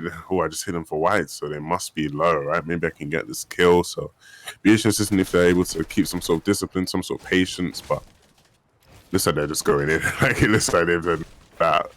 Looks like a fight is about to ensue here, and with little shield on the opponents, not looking too good, right? When you go retail run, you get it for free. Pre looted up, right? Pre stacked on the loots. They're doing decent for themselves right now, clear. Yeah, it seems like they want to take this, but at the same time, they don't really want to. As Wakey decides now he's just going to sit in a cone. I'm very confused. Maybe he had to scratch his back or his nose was itching or something there. I'm really confused. Maybe his grandma was calling him and hey, she had to tell him like, hey, playing a tournament real quick. But decides to sit in the cone as we see Rezumi rotate on out. I think this is a squad that is nearby. I think they've decided against fighting, or maybe have not. You know, I think they have decided against rotating away, as Wakey and them are going to rotate more towards the south. This fight is very interesting because Rezumi and company haven't been playing the best, but they haven't been playing the worst. Is Team Retail Row, though, doing very, very well. As we swap over to Kensel, quick dead. Okay, of course, that's Mitro CRR back to CRR, because it seems like they have lost Mitro, and this is where they get in bad situations. They play too aggressively, and Mitro gonna go down to about 90 HP, now 50. He's losing a lot. Mitro getting pressured by everybody from below. Mitro has to try to find help here. CR luckily gonna be there. Kensel trying to help out from the side. Mitro he needs to get on out of here. This Kensel trying to find an angle, trying to find any sort of edit that he can, but that edit's gonna cost him a lot. He doesn't have that re-edit. There's the wall, and it's edited in half. Kensel down to 36 HP. Does have minis, so he can try to pop one, but that's all he's really gonna have there. No floppers, no slurpfish, no nothing, and this is the cost of playing too aggressively. When you get caught out, you take a lot of damage, and you don't have the heals to heal yourself back up. Yeah, it's important that you kind of figure out how you're gonna manage yourself, because this is the problem that these guys face. They're too aggressive, and it means that they use a lot, and if you're not getting it back, right? If you see they only have 2 kills. If you're not getting back as much as you're spending, then you're not gonna be able to keep any form of an economy running. And now they're in a position where they're kind of struggling, right? They're kind of struggling, and it's not looking too good. Fortunately, you're gonna be able to get a big pull here. Gonna use the mini first. Yeah, I'm interested to see if they're able to stay alive. Mitro, CR, Kinzel, all 3 of them still together. Once again, Falcony dead. Wow, he's getting the super hard carry. He decided, hey, I'm playing my one good game, and so you guys play the rest of the event for me. Just a bit of banter, He is a talented player, but can get a bit too over aggressive, and it does cost the team sometimes. You tune into Miro squad here, who are in the mix. Now Miro is doing very, very well, as we actually see Mitro gonna get taken down there by Indy Gooden, and now this squad definitely needs to step it on up. I don't know if they've really wanted to this time around, as we see shots going through. Mitro gonna go down there to Letwick, as we see Miro trying to get some shots. Now, I'm curious to see why he's not taking the slurpfish right now, Lemon. Maybe thinking he can get a quick elimination, but if someone turns around, if CR turns around on you and absolutely lasers you, you are going to fall, and you really need, waiting for the minis. I think there was a little bit of like a yelling moment in that comms, right? There had to be. He's probably like, give me minis, and this teammate's trying to do something, as we see Ledway gonna take CRR down, and that's gonna be really good for both squads here that are in between them, because Miro can get that loot. CRR, unfortunately, not going to be able to do anything there. He can't really crawl around. We see the harpoon coming in. Kensel trying to make his way on out, trying to make something happen, but that's going to be him eliminated as well. And now Letwick, Flexi, Dementos, and Jamside looking very, very good. They finally make it off spawn, Lemon, and they are proving to everybody that, hey, we make it off spawn, we are a force to be reckoned with. Yeah, they certainly are, right? They are taking out some big names in this game. Like killing one of the best players is not an easy task to do, as we see Miro getting tagged up in. He's finally gonna have to use the fish, and probably gonna just scream for some more minis, right? Wow, 6 eliminations on them. Letwick with the hard carry this game. He picked up the first squad and Misty on his own, and he's not looking to stop. They're in the middle of a fight here. And Jamside picking up a kill now as well, Clay. Yeah, they're just looking so good. They do lose to Mentos here, so he's gonna go down there, as we see Secret Mexi going down as well. Spin Pro getting returned though there by Lewick. Actually trying to help on out there. They're trying to pick up. They really need to pick up Dementos right now. They need to go for it. Remember back in the day when people would say, pros don't fake, and they'd go for that res? You better not be faking right now, because Dementos on 1 HP. This player trying to rat their way through. Lexi trying to find him on out. He sniffs him on out. The cheese has been found and quickly put back in the fridge, as we're getting the elimination there. That's gonna be Mickle Reborn trying to do something. They do pick up Dementos. Zone is coming in though. They're gonna have a hard time rotating in his Blood X. Going to go down there to Rich. Chapix gonna get taken down there by Aimsons. Smeeth gonna get taken down there by D-Mine. Raxo Flexi going for the snipe, but not gonna connect. Blood X finally falls to Rich, Bodasai, and Or taking down Jason and Janice there, as we see Frey and company. This is a squad that is fighting Sinskarna right now. They're looking very, very decent, but their HP suddenly just disappears, as Sinskarna manages to take them all down. As you see the pickaxe come on through, that's going to be the eliminations there. Sinskarna does not take kindly to you eliminating their players. Yeah, they want revenge, and look at the eliminations on these 9 eliminations. All 4 of them alive. They're setting up to have a good game. They're setting up to have a good game. I love the little cheese anecdote you used earlier, man. That was nice. I had a cheese baguette for lunch today. It's pretty nice. Had it warmed up. Cheese was nice and melted. I had a nice lunch. Don't know why I'm thinking about food right now, but there's always a food reference thrown on anywhere. I know Shile likes to throw his cast Food reference in this cast. I had to have my moment there, but we do. I believe I saw the Mentos or someone from Secret there go down in the elimination feed as we see Risky Reels going to be very, very heavily contested in your middle right there. You see little Timmy and company still alive. Retail row right nearby. Laura Anxious there in the middle as we see Coffee and company fighting Lestream, Sky, Nikov, and Airwax. I think Bato went down very, very early on. Yet we see they did not get the reboot there. They did end up picking, I believe Airwax got rebooted there. I'm not too sure. Someone in the chat obviously will correct me if I'm wrong, but they have a team below them, and this is going to be hard for them to fight 3v4 as we see Droman actually going to go down. Lewick going to go down as well. So 2 big eliminations just came through as Droman finished off there by T-Chubb. Lewick going down is very, very, very costly there. Hopefully they're able to pick him up and pull him in his own and get the revive there, Levin, but that is not going to be good as he seems like the carry right now for the squad. Yeah, if the person who's fragging out the most in your squad goes down, you need to get him up pretty quickly. It doesn't look he's been fully eliminated yet, so hopefully they have been able to kind of save him and keep him in the game because they need him. They definitely need him right now. So hopefully he's doing good. So it's quite quiet. No, is nobody shooting right now? This is crazy. I have no shooting right now. Okay, no, there's some fighting going on the other side of the zone. Yeah, it seemed like everybody was, they're just taking a moment to breathe and just see exactly what's going on, where the inventory is. No one here on this squad doing, Tohai has dubbed as the Tohai Classic, right? Sitting on that cone and hoping you get the half in, half out. As it is going to pull all the way towards Risky. It's going to be very hard for some players to rotate. Luckily enough for T-Chubb, his entire team rotating there, the entire team rotating in front of him, his team probably falling right behind.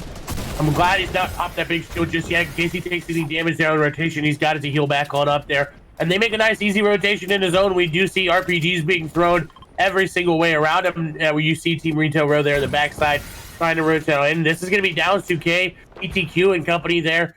On that billboard area, as we see Jamside is going to get taken down here as Podeside with 1 elimination rotating on the back side of the zone trying to get in. It seems like they managed to speak on his. We have 50 players. There's going to be Storm Surge in that moving zone, not in this zone, but 6 zone.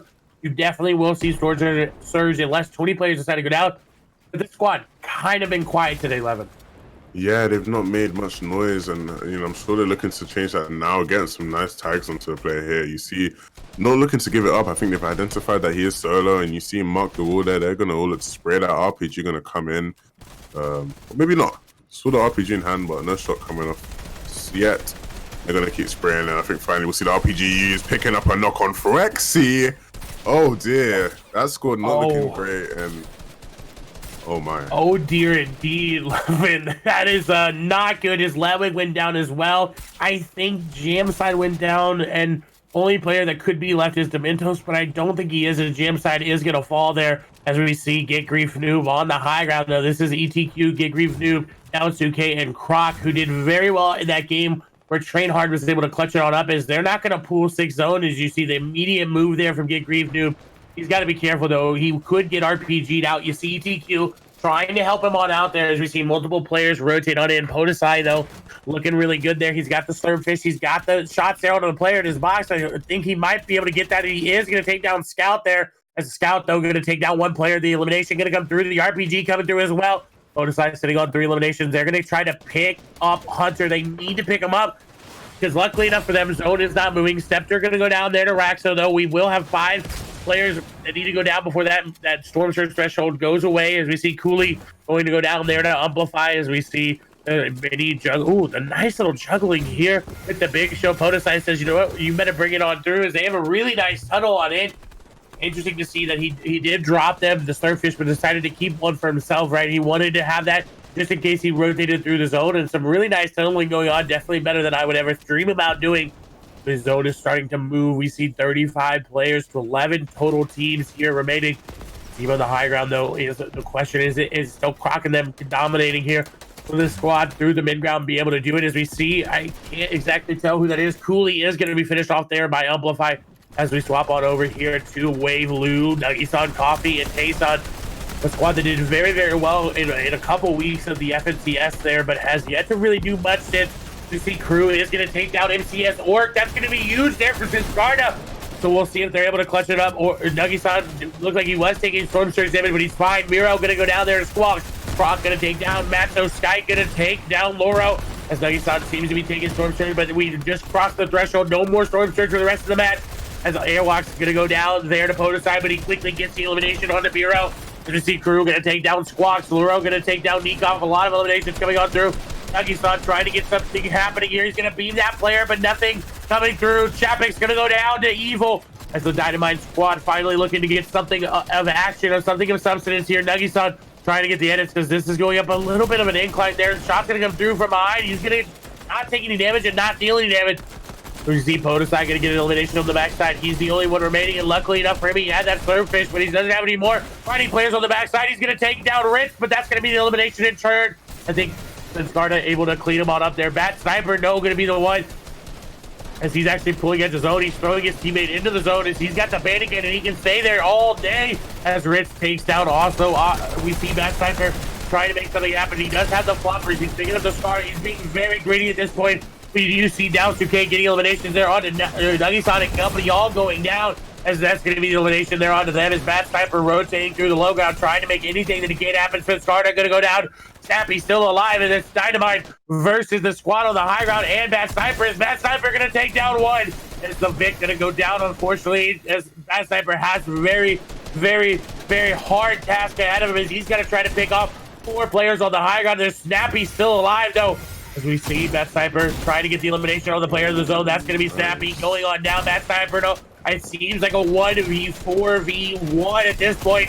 This is Bat Sniper getting shot from above, shot from below, shot from every which angle they're in his box, and they're not giving him any sort of reprieve. That's going to be the elimination, and I think that's going to be the victory royale going on over there to get Grief Noob, E2Q, Croc, and Down 2K.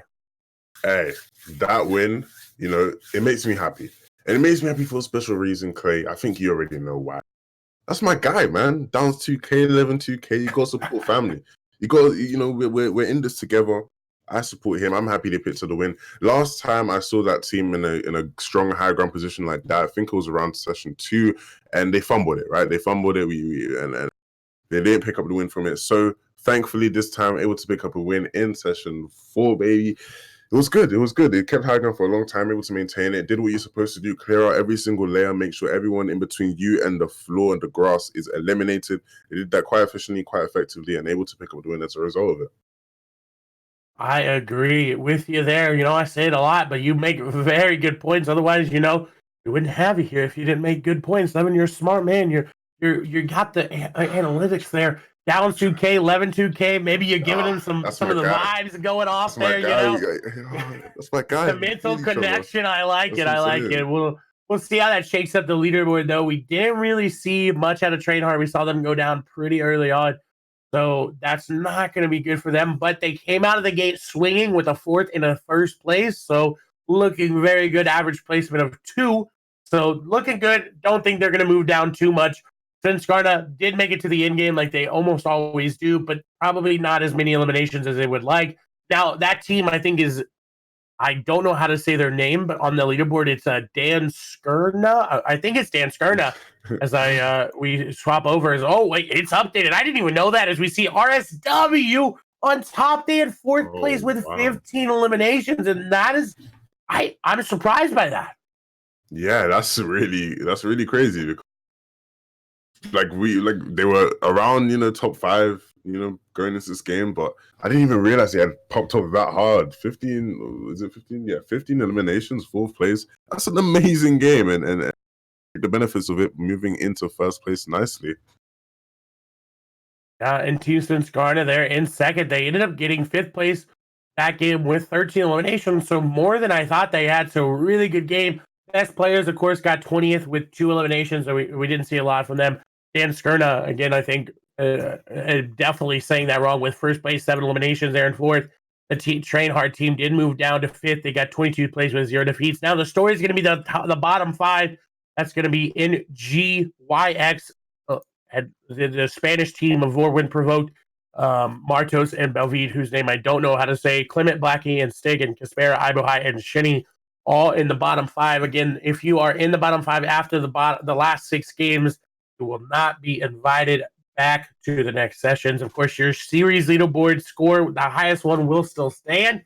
So we'll see if the squads at the bottom are able to make something happen and maybe shake up the leaderboard. Maybe they're able to pick the last 5 squads right now are able to take the next 3 victory royales. We'll wait and see, Levin. But overall, the games today have been very, very good. Hey, if the last 5 squads, or if 3 of the teams from the last 5 squads get a victory royale, I will dye my hair pink. Chat, clip it. How about that? All right. That means if Kaspera, Ibahai, Anas, and Shinny, Clement, Blackie, Stig, and I can't remember they're playing with a new G. I believe that might be a sub. Vorwin's team, YX, which is Yoda, Zooer, Way, Last, and Hulk, and then NG, Gooted, Svenpro, NG, and Nickel Reborn. If they all 3, if any of those 5 somehow get 3 wins, chat, I want you to have the clip because I want that man's hair pink.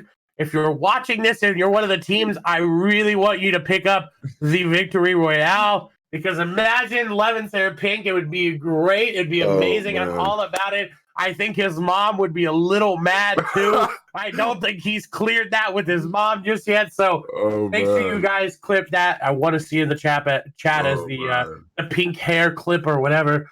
But Levin put it on E2Q. In the chat says, you know what, my boy Levin, they're looking good. The vibes are going out there. But Levin, is there anybody you're surprised playing very, very well today? Hey, look, it's not even I'm surprised, right? Because when it comes to Red Rush, Drubbin, Snappy, and Wakey, they are a team that they do really, really well in these sessions. They are an amazing team. But the past couple of sessions, they've had to contest retail, and it's meant that they've not had as much freedom. This game, this session specifically, they're not contested, and so it's not being contested. They've had a couple zones, they've had their fair share of zones, and it's helped them out. And as you see, they're in first place. They're chilling. They're enjoying their time right now. Hopefully, they're going to be able to keep that going for the next 3 games. So I wouldn't say surprised, but more just impressed. I'm more impressed by these guys. Yeah, and they're doing very well consistently. They got 7th place, 3rd place, 4th place. So consistent top 10s are going to put your points towards the top of the leaderboard. And I don't recall exactly, I'm pulling it up right here as we speak, where they were in terms of the series leaderboard, but their performance today looking very good to move it. They were at 700 points before, so they were sitting in 9th place. Right now, they're sitting at 485 with, as you see the series leaderboard coming onto your screen, they were sitting right there at 9th at 700. So they're at 45 right now. That means they're only 215 points away from getting their score improved, and they've got a chance. Now, again, if you're wondering where some of the top squads are, if, for example, Benji and company are not playing, but they have a very good score, and it's going to be very hard to beat them, but they did get relegated out because 1 week they chose not to play, so they have to try to hold on to their score. There's nothing really they can do. They just have to hope that nobody gets above 1,079, but I think it's improbable now that we only got 2 more sessions remaining after this level. They get bumped down again.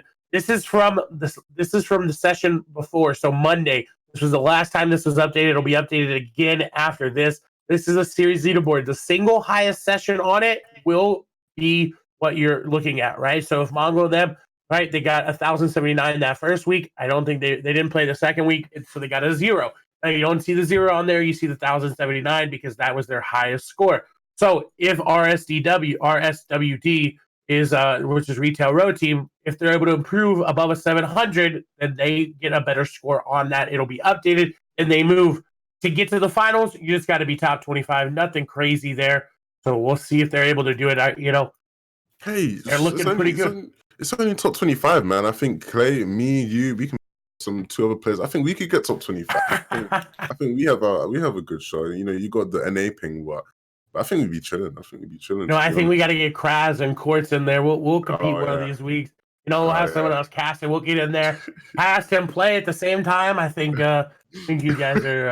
I think we can pull it off. I don't know about chat. I don't know if they think we can, but I definitely think we can. As the games have been started, we'll hop in very, very shortly here for everybody. If you're wondering, this is going to be game number 4 out of game number 6. So we are past the halfway point. We are moving into the last half of the games.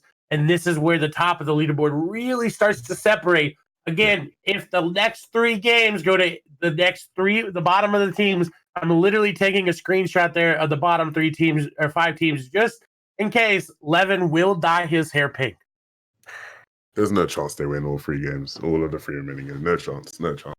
I'm chilling. I'm gonna kick my feet back, relax, and yeah, I'm fine. I'm chilling. I got confidence. Don't let me down. For the rest of the players, do not let me down. Don't let me down because I really, really want you guys to pick up those victories as we, I think, have the games ready, and we'll get into them shortly. Again, it's going to be off spawn. Will Flexi, Letwick, Dementos, and GM side get off spawn this time? Are they able to do it, Levin? That's really one of the big storylines. We'll train hard to lose a lot of their off spawn fights because they lost Alpha off spawn as well. Yeah, definitely. Of course, that Misty Meadows fight is a really important one for their game, right? If they don't win that, there's no chance they're going to be able to move up that leaderboard. Hopefully, they're able to continue winning at Misty. Obviously, they played it well last time. Letwick with the low carry, but maybe they'll be able to replicate that this game. Other than that, man. Oh wait. Oh, it looks like they're not even going to split this time. It looks like the players are landing right on their side of Misty, so we're going to get into the action quickly, it seems. Jam side gets the FAMAS, and he's instantly looking for some shots. They're going to use the mini, so it's going to go off. And we see already. Flexi picking up play. Yeah, action came through right away. I was so hyped to get into it. I almost cut you off there, but you said they were ready, and we'll see if they're able to continue. And look, the other team says, okay, no, we're out. We're leaving. No more Misty Meadows for us. We don't want to fight you. Yeah, I don't know what that play was from them. I don't know if maybe they just had really low drops or something. But that was so stupid. Like, why? Like, Misty is literally designed so that you can split it, right? Like, it's literally designed. There's a flipping, a river going through it. Letwick, unfortunately, falling here. I don't know how that's happened, but Dementor's able to pick up spoiler. So, they have the advantage once again, but come on, man. I don't know what these guys were thinking. Run into the bridge. Look at them like headless chickens, just trying to get anything they can. That was a bonehead play. Ooh, Jamside gotta be careful to get sniped here. The player might hit a cheeky little shot, but not looking good. And now that Letwick is back up, yeah. Shots continuing to rain in, but what was that play? Why would you not split it? Like, why would you try 50-50 them when the other side is free? Like, what? Like, I literally can't explain that. I can't break that down. That is pure stupidity, frankly. Oh, Levin coming hot with it. I agree. You have to split Misty, right? Even if you split it 2 and 2, even if you half it some way, you talked about it. It's literally designed to be split. But this is a little bit too aggressive from Jam side and Dementos. I think they need to be careful. Well, likely enough, they're going to find I would just call him New G there as he's going to go down. This looks like Rezumi, and I believe this is the Devil's 1 squad going to be in a fight again. As he comes up over the top of the mountain, this snow is setting on in. As we see a snipe's not going to go through. You got to hold that a little bit longer, Rez. You got to hold it so you can line it up just a little bit. Lukey, though, going to go down very low. Advise going to be low as well. Lukey, Smiley, Artur, and Advise not looking very good as grenades are going in.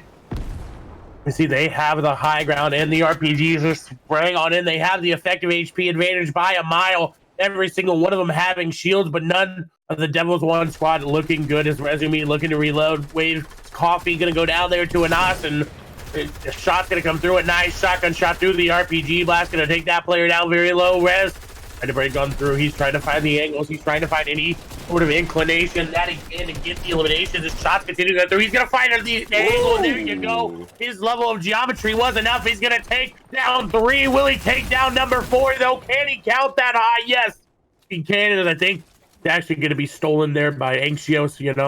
The victory in the fight going to go to them. That was clean. He picks up 2 nice sprays there, and he just hops in and almost picking up the other 2, just only getting 1 out of the 2 left. But that's a nice kill. They've cleaned up pretty nicely. 4 limbs off the bat. Nice. Just everything was just nice about that fight. I like that. It was nice. I agree with you there. I'll say it. I think at this point I'm just going to say it just to make some people mad there, like when I say I agree with you, Levin, but you just make such good points. Very easy fight there for them. Just kind of really cleaning it up as we move over to Ibohai and company. seem like they're just kind of stalemating up right now. Yeah, it looks like this is a, you get fights like this all the time. You get fights where, you're kind of sitting around, you've kind of replaced everything, waiting for someone to make a move, right? Sometimes that's the play. You just go wait for the other team to make a move. Maybe they decide, hey, look, we're not just going to, be dumb and continue to try to force a fight where there isn't one. We'll just leave. And I think maybe they're hoping they just leave, and looks like that's happened. I don't want to speak too soon. We have that banned word. We're not going to say anymore. But could be a factor. Oh, nice now. I'm not able to get a headshot, but the 100 damage is nice, and will compensate for the fact that some of their teammates have not got a lot of health. You hear all the SMG damage going off, and he gets tacked down pretty low himself. Braxo, not looking good here. Yeah, the Dynamite squad not looking good, but they're fighting the Train Hard squad, which is not looking good for them as well. They take down one. Kubik's going to take one down. Seth's going to return the elimination there on the T. Got to finish it off, and Yaxo going to follow up. Evil. Braxo very low. Kubix is on fighting HP. He's going to have to find something there for the squad. A 3v3 now, evening it up. We'll see if the Dynamite squad is able to take out the Train Hard squad, as Evil just going to get beamed from above and quickly falls. As now the Dynamite squad, who had a very good performance on Monday, honestly doesn't even look like the same team right now. We'll see they're able to turn it around, Levin, but this just does not look like the squad that took home first shit Monday.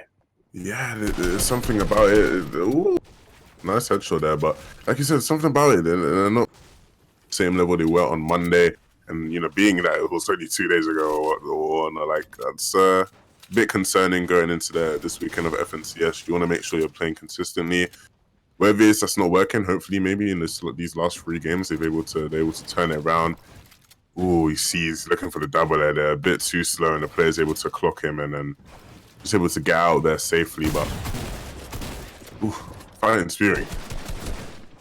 Yeah, it's not looking good for them as Kubik takes a lot of damage. Raxo trying to make some fancy edits to get on out, but he's going to get tagged from behind, tries to get out, but they both fall at the same time, and that's going to be the eliminations. Going over to the Train Hard squad as Aimson's going to take down Mexi in the meantime as we swap over to the right fight here. You see BloodX going to get some shots there. Varrock's going to go down there. Motor, I think the only remaining member here for the squad. No Smeef coming on in. Shots going through. Mexi and Varrock sitting there on the ground just trawling, trying to get some call-outs going as Mexi, Smeef, and Motor trying to make something happen there. BloodX going on in. This is a zone fight. BloodX taking a lot of damage. Aimson did go down, and Gingy and Frey looking low as well. They're going to get the elimination there onto Mexi and Varrock. They will get the full elimination credit. But it's up to where Motor and Smeef are as Varrock finally goes. Motor goes down as well, as that's going to be the elimination on the Smeef. Team Fnatic not looking very good here, Levin. Yeah, it's not ideal at all. And, it's got to be a confidence dropper, right? It's not going to be good for the chemistry right now of the team. When you're losing, preferred spot, just the couple of days before FNCS finals, right? For any team playing in this, you want to hope that everything's going as to plan, as the finals about to commence. Sigma Sven, not looking good. He dropped all the way down. He's 8 HP now, and he keeps getting dropped. Now at 7 HP. Surprised the player hasn't killed him, and finally does, but yeah.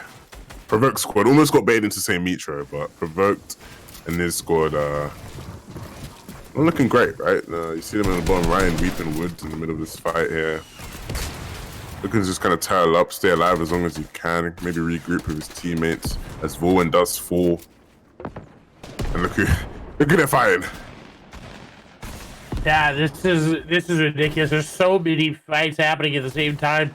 NDY Guden just trying to stay alive there as Marta is going to go down, I think, there. Falcon going to take him on out, and all of a sudden this looked decent enough for Provoked to them, but now it's only Provoked as NDY Guden just sitting in this code, just waiting. As I think that as well, it's important to note the Train Hard squad is fighting Coffee and Company in the zone. I think they managed to get the eliminations other than one. We do see T-Chubb going to go down there to Podosai. Warwood will fall there to Falcony. NDY Guden just sitting in his code, just trying to stay alive. Feature, though, continuing the aggression from above, just trying to break everything down, trying to find the last remaining member. And again, we always compared to a rat, but they really are just sitting in their code, just trying to get any sort of advantage that they can. We'll see. CR going to find them on out. CR has just impeccable abilities to find the last remaining member, and there goes Provoked. And the thing that's great here is that I don't think they've heard NG good, and then he just needs to stay still. Don't move. If they hear something, they're not going to stop. You just saw the way they were aggressive to that player. If they hear a single thing, they're not going to stop. He's able to stay alive. They're going to rotate out. He's going to be able to pick up the reboot cards, reboot his teammates. There's plenty of loot lying around. And they actually might have a chance to stay in this game. Obviously, there's some players on top of him. He needs to kind of take his time, don't rush into anything. But there's a good chance he could get all of his teammates back up. I agree. We'll see if he's able to. As be trying to move on out, it's going to open that door. That opportunity will open right on up. As I think Kitzel thought about upgrading, but we will see as Croc and company seem to be in a fight here. This is inside of that middle island there. I believe they are fighting. Let me see. I cannot say exactly who they're fighting. It's going to be Ibai, Casper, and Shitty. Anas did go down earlier in the feed to Wakey, so the squad decides that they're going to rotate on out. They don't want to take this side. They know Zone is coming on in. They know they have to get it ahead of this team so they can get the easy shots back onto him and Crack picking up Sniper. And I've never seen this man snipe, but he's confident in picking it on up there. Didn't really hesitate. He said, you know what? I'm going to go for the snipes this time around 11. Yeah, it's always nice to see the sniper being used, right? It's essential that you kind of have someone on your team that can use it. We've alluded to this in previous sessions, right? Having a sniper means that you don't have to worry about storm surge damage as much as long as you have someone that can actually use it. Once again, giving out tips for players. If you can't use a sniper, please don't pick it up. Don't be that one guy. The one guy, that one guy in your squad, Clay, that he always wants to take the sniper, but he can't ever hit a shot, and it's like, bro, are you taking the sniper? Don't be that guy. Don't be that guy, guys. Just don't be that guy. Ooh, Levin calling a lot of you guys out. Sometimes you think that you're a great sniper, and then something happens, and you just, it's just not in your favor. As we see again, Croc and them just trying to hold this squad out of zone. They're rotating a little bit too far to the west there to really hold them out. So if you're rooting for the squad that's inside of zone, still taking sniper shots, and I wouldn't do that if I was them. They're trying to just get on it. Nuggy-san is going to fall there as we move over to a Metro. Kitzel, Falcony, and CR. Falcony staying alive this time around 11. He heard your comment and he wasn't happy with it. Yeah. Finally listened to me, and he's back on top of the kill leaderboard within their squad. Obviously, not a lot right now, only 3. Not a lot by their standards, but I'm sure he's going to be looking to rack that total up. He must have heard me or something. He must be offended, and he must have taken my advice and decided to stay alive finally. And hopefully we can see them replicate the performance they had in game 1. If they get another game like that, I'm sure they will be back on top of the leaderboards. That's exactly what they want, right? They've heard all the criticisms and they've said, hey, we need to stop, trash talking us. FNCS is coming around the corner this weekend. We're in fighting mode. We're ready. This is us at our best. I agree, and the team they're running into is since Scarlet 11, so gonna have a tall task there. Right, to try to take them on down. Since kind of doing very well, currently sitting in, I believe, 2nd place there, but 3rd is best players. So these squads somehow always seem to find each other, but it looks like best players just gonna go ahead and heal and just sit on up. They're not healing, they're good. They're just sitting here waiting. They're like, you know what? Let's not be as aggressive right now, as it looks like they just want to try to find some easy picks there with the RPG and maybe the sniper combo as we move into Slurpee Swamp. Looks like Miro, Masso, Snap, and Amplify there on the top. I think Snap actually is down, and I think they're going for the res there on him. His Orc and company are fighting down below. That's going to be Maestro's Y, Crippa, and Little Timmy L2. Gambit's Toos is there as well as we swap over here, I believe, going to the MCES squad's perspective as we see a nice, beautiful camera work there. What a snipe from Squawks. He says, I want that elimination there on the lower, but Hunter gonna fall right on down as well. A little Timmy out too, but that's the power of the pistol. You're editing a door to try to get an elimination, and you don't realize there's players right on top of you and a nice beam, but Hunter will be able to pick that up. Squawks hit a very nice snipe. Don't think he's gonna be able to get in. He's challenging there with a pistol, and unfortunately, you can't do that, Squawks, as now he gets taken down to 46 HP. Grenades are coming in. He does have floppers, so he can heal on up. He needs to get with his teammates. Be careful, though. You really can't build here as you see him struggling with that. Now they're getting back together. It seems like while they wanted to take the fight, they've decided, hey, nice. We're just going to sit in this nice little output train. This is so nice. They're going to be able to just heal up nicely. That's shit. I really like that, right? That's good map awareness, good map knowledge, knowing that you can sit in this and heal up. That's pretty nice. I'm with you there, Levin. I'm gonna start saying I'm with you. Maybe the cat won't help me as much we'll see though, is the zone actually looking very, very good here for this squad. It's actually weird. In the game, they've kind of made like an X going from northeast to southwest and a little bit there to the northwest, but anywhere to the southeast and the southwest there is looking good as we see Down2K go down, E2K going down as well, as Down2K unfortunately didn't get the 11 vibes this match as Mitro and company have found him out. CR has sniffed the last remaining member out as a trap gonna go down. CR though dodges it. He's thinking scissors right now. He's saying, you know what, thanks for that death run. You helped me dodge traps as the eliminations come on through. They are sitting on so many right now, Evan, and Falcony still remains at the top of that elimination. Hey, he's trying his hardest to stay on top, right? He's tired of being clowned, man. He had 2 bad games, and now he just wants to be able to say, hey, look, game 1 I was sick, game 4 I was sick, so leave me alone. Maybe this is his other game. Maybe he'll take a break for game 5 and 2. Maybe that's what he is, right? He has 1 good game and takes a 2-game break. 1 good game, 2-game break. Maybe that's what it is. I don't know. Yeah, I don't know. Maybe they're trying not to reveal too much of their FNCS strats. Who knows at this point, right? With this squad looking different from every day to day, finally showing up to where they've, I think, wanted to be. And this will be a good indicator, right? Not everybody is in your heat. Not everybody is, you know, playing the same game you're going to be playing here on the weekend. But it's a good indicator towards those finals as it starts to get a little bit more stacked. If you're able to continue your aggression. Now, of course, the big name hitters not in this wave of players. Of course, some of them getting relegated there. We'll see how the series leaderboard shapes up after this session, but I'm excited to see. Again, this is game number 4 out of game number 6. So we got 2 more games after this as this one starts to close. Now, a reminder, if you want to check out the leaderboard, all you got to do is exclamation leaderboard in the chat. It'll tell you everything as we see Mad Sniper Company sitting on the high ground. They've got zoned. And look at this loadout for Mad Sniper. It's looking very, very good, Levin. Yeah, this is a nice loadout, right? This is clean. This is what you want to have. Maybe you're looking to upgrade the AR a bit, but full benchy bishies and a nice little slurpfish there. Just chilling. Got a sniper in hand as well. A good old friend of mine once told me, hold your sniper out for 3 kills. So 0 kills on them now, but maybe he's going to pick up a nice little snap for himself. Yeah, I'd love to know who told you that as we see Hunter going to go down. Orc getting the elimination there on the little Timmy L2. Gingy going to go down. Then Clement, but Clement quickly following NDY. Gooden going down there to Falcony. Orc, Wall going to get taken to the stair. Gets quickly busted there as Orc trying to get lost in that beautiful fettuccine Alfredo sauce. As we see the builds trying to come through. He's accidentally messing something. I thought he was getting a harpoon there, but I'm not too sure as he's trying to build something here, but this is not looking good for them as Yoda going to go down there. Tavato, Air King going to take down a Hulk.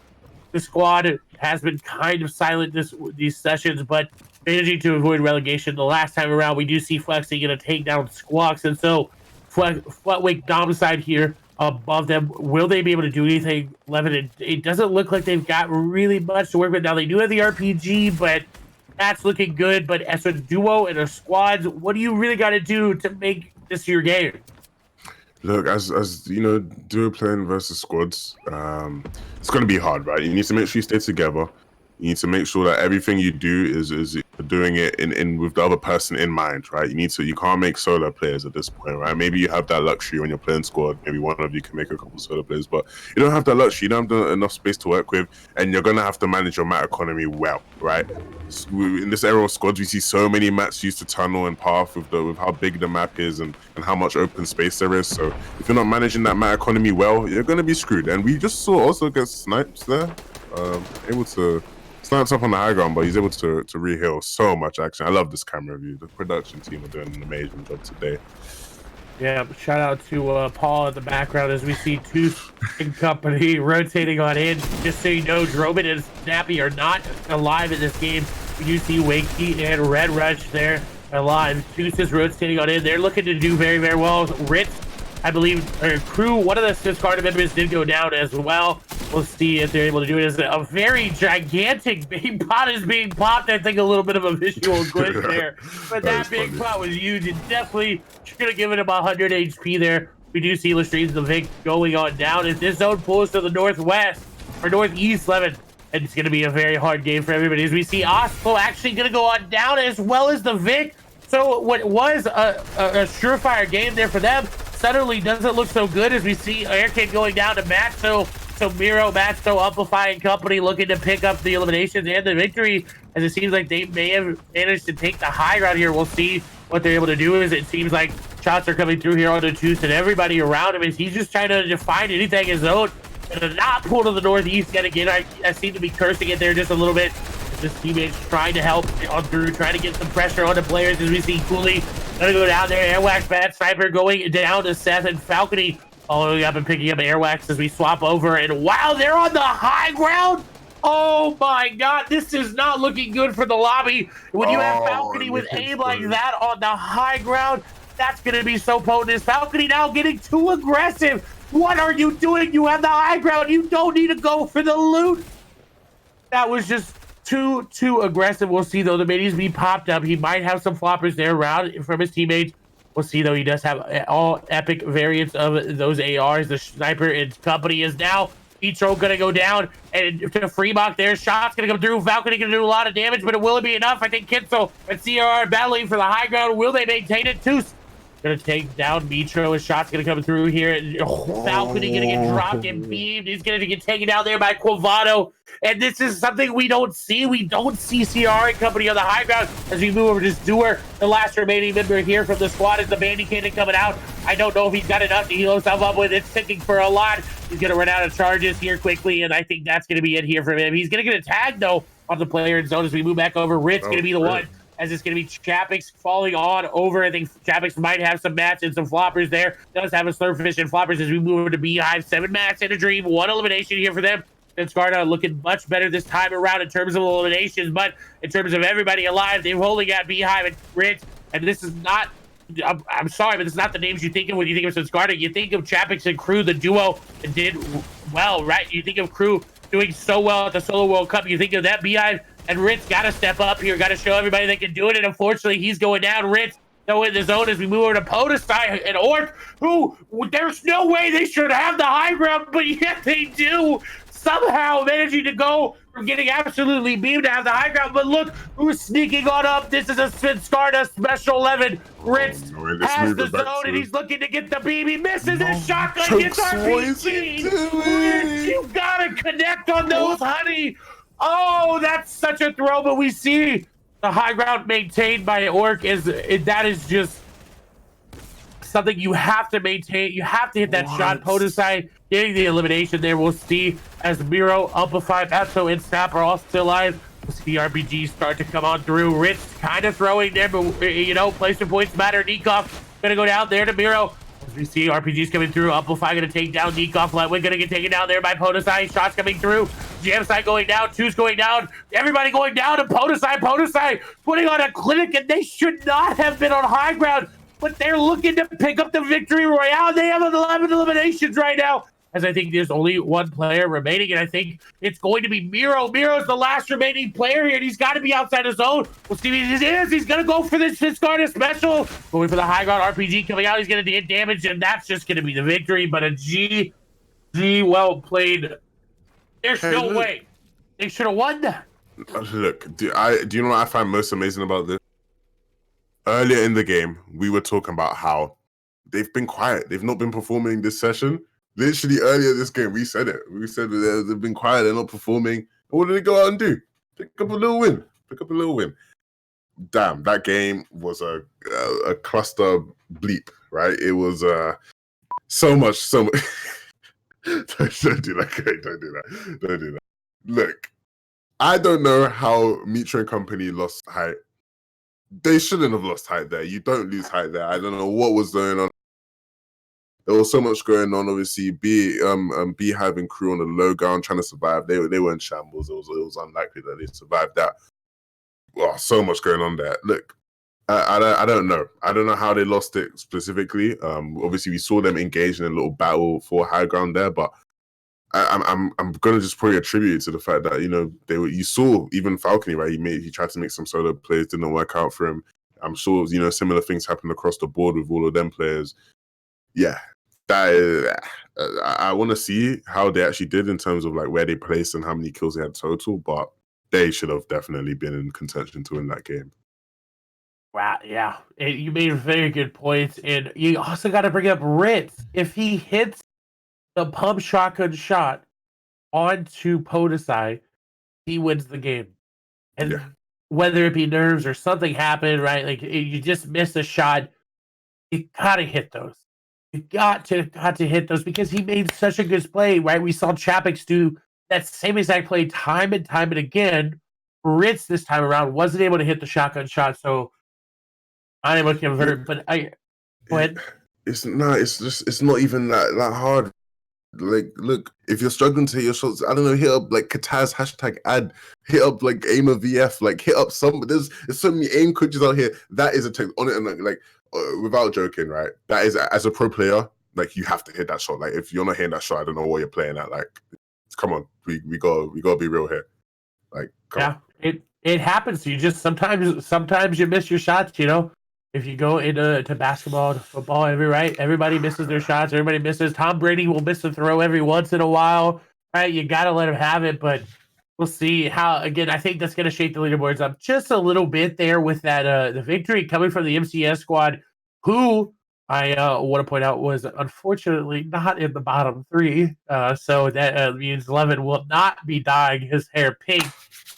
Fortunately there, but for me, but overall really good there for the MCS X Solary squad. We'll see as we're getting that leaderboard updated here. Again, that was game number 4 out of game number 6. We'll have 2 more games here for you.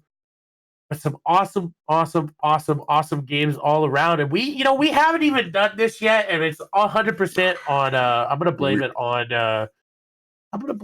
I don't know, myself. You gotta check out WarLegend here on Twitch and Twitter, right? Get your following everywhere you're going, right? Join the Discord. I think it's discord.gg/WLS, I believe. But follow on Twitter because that's where we'll post the series leaderboard. We'll bring it here every session, but after the sessions, once the stream is over, we will be posting it there once it's updated.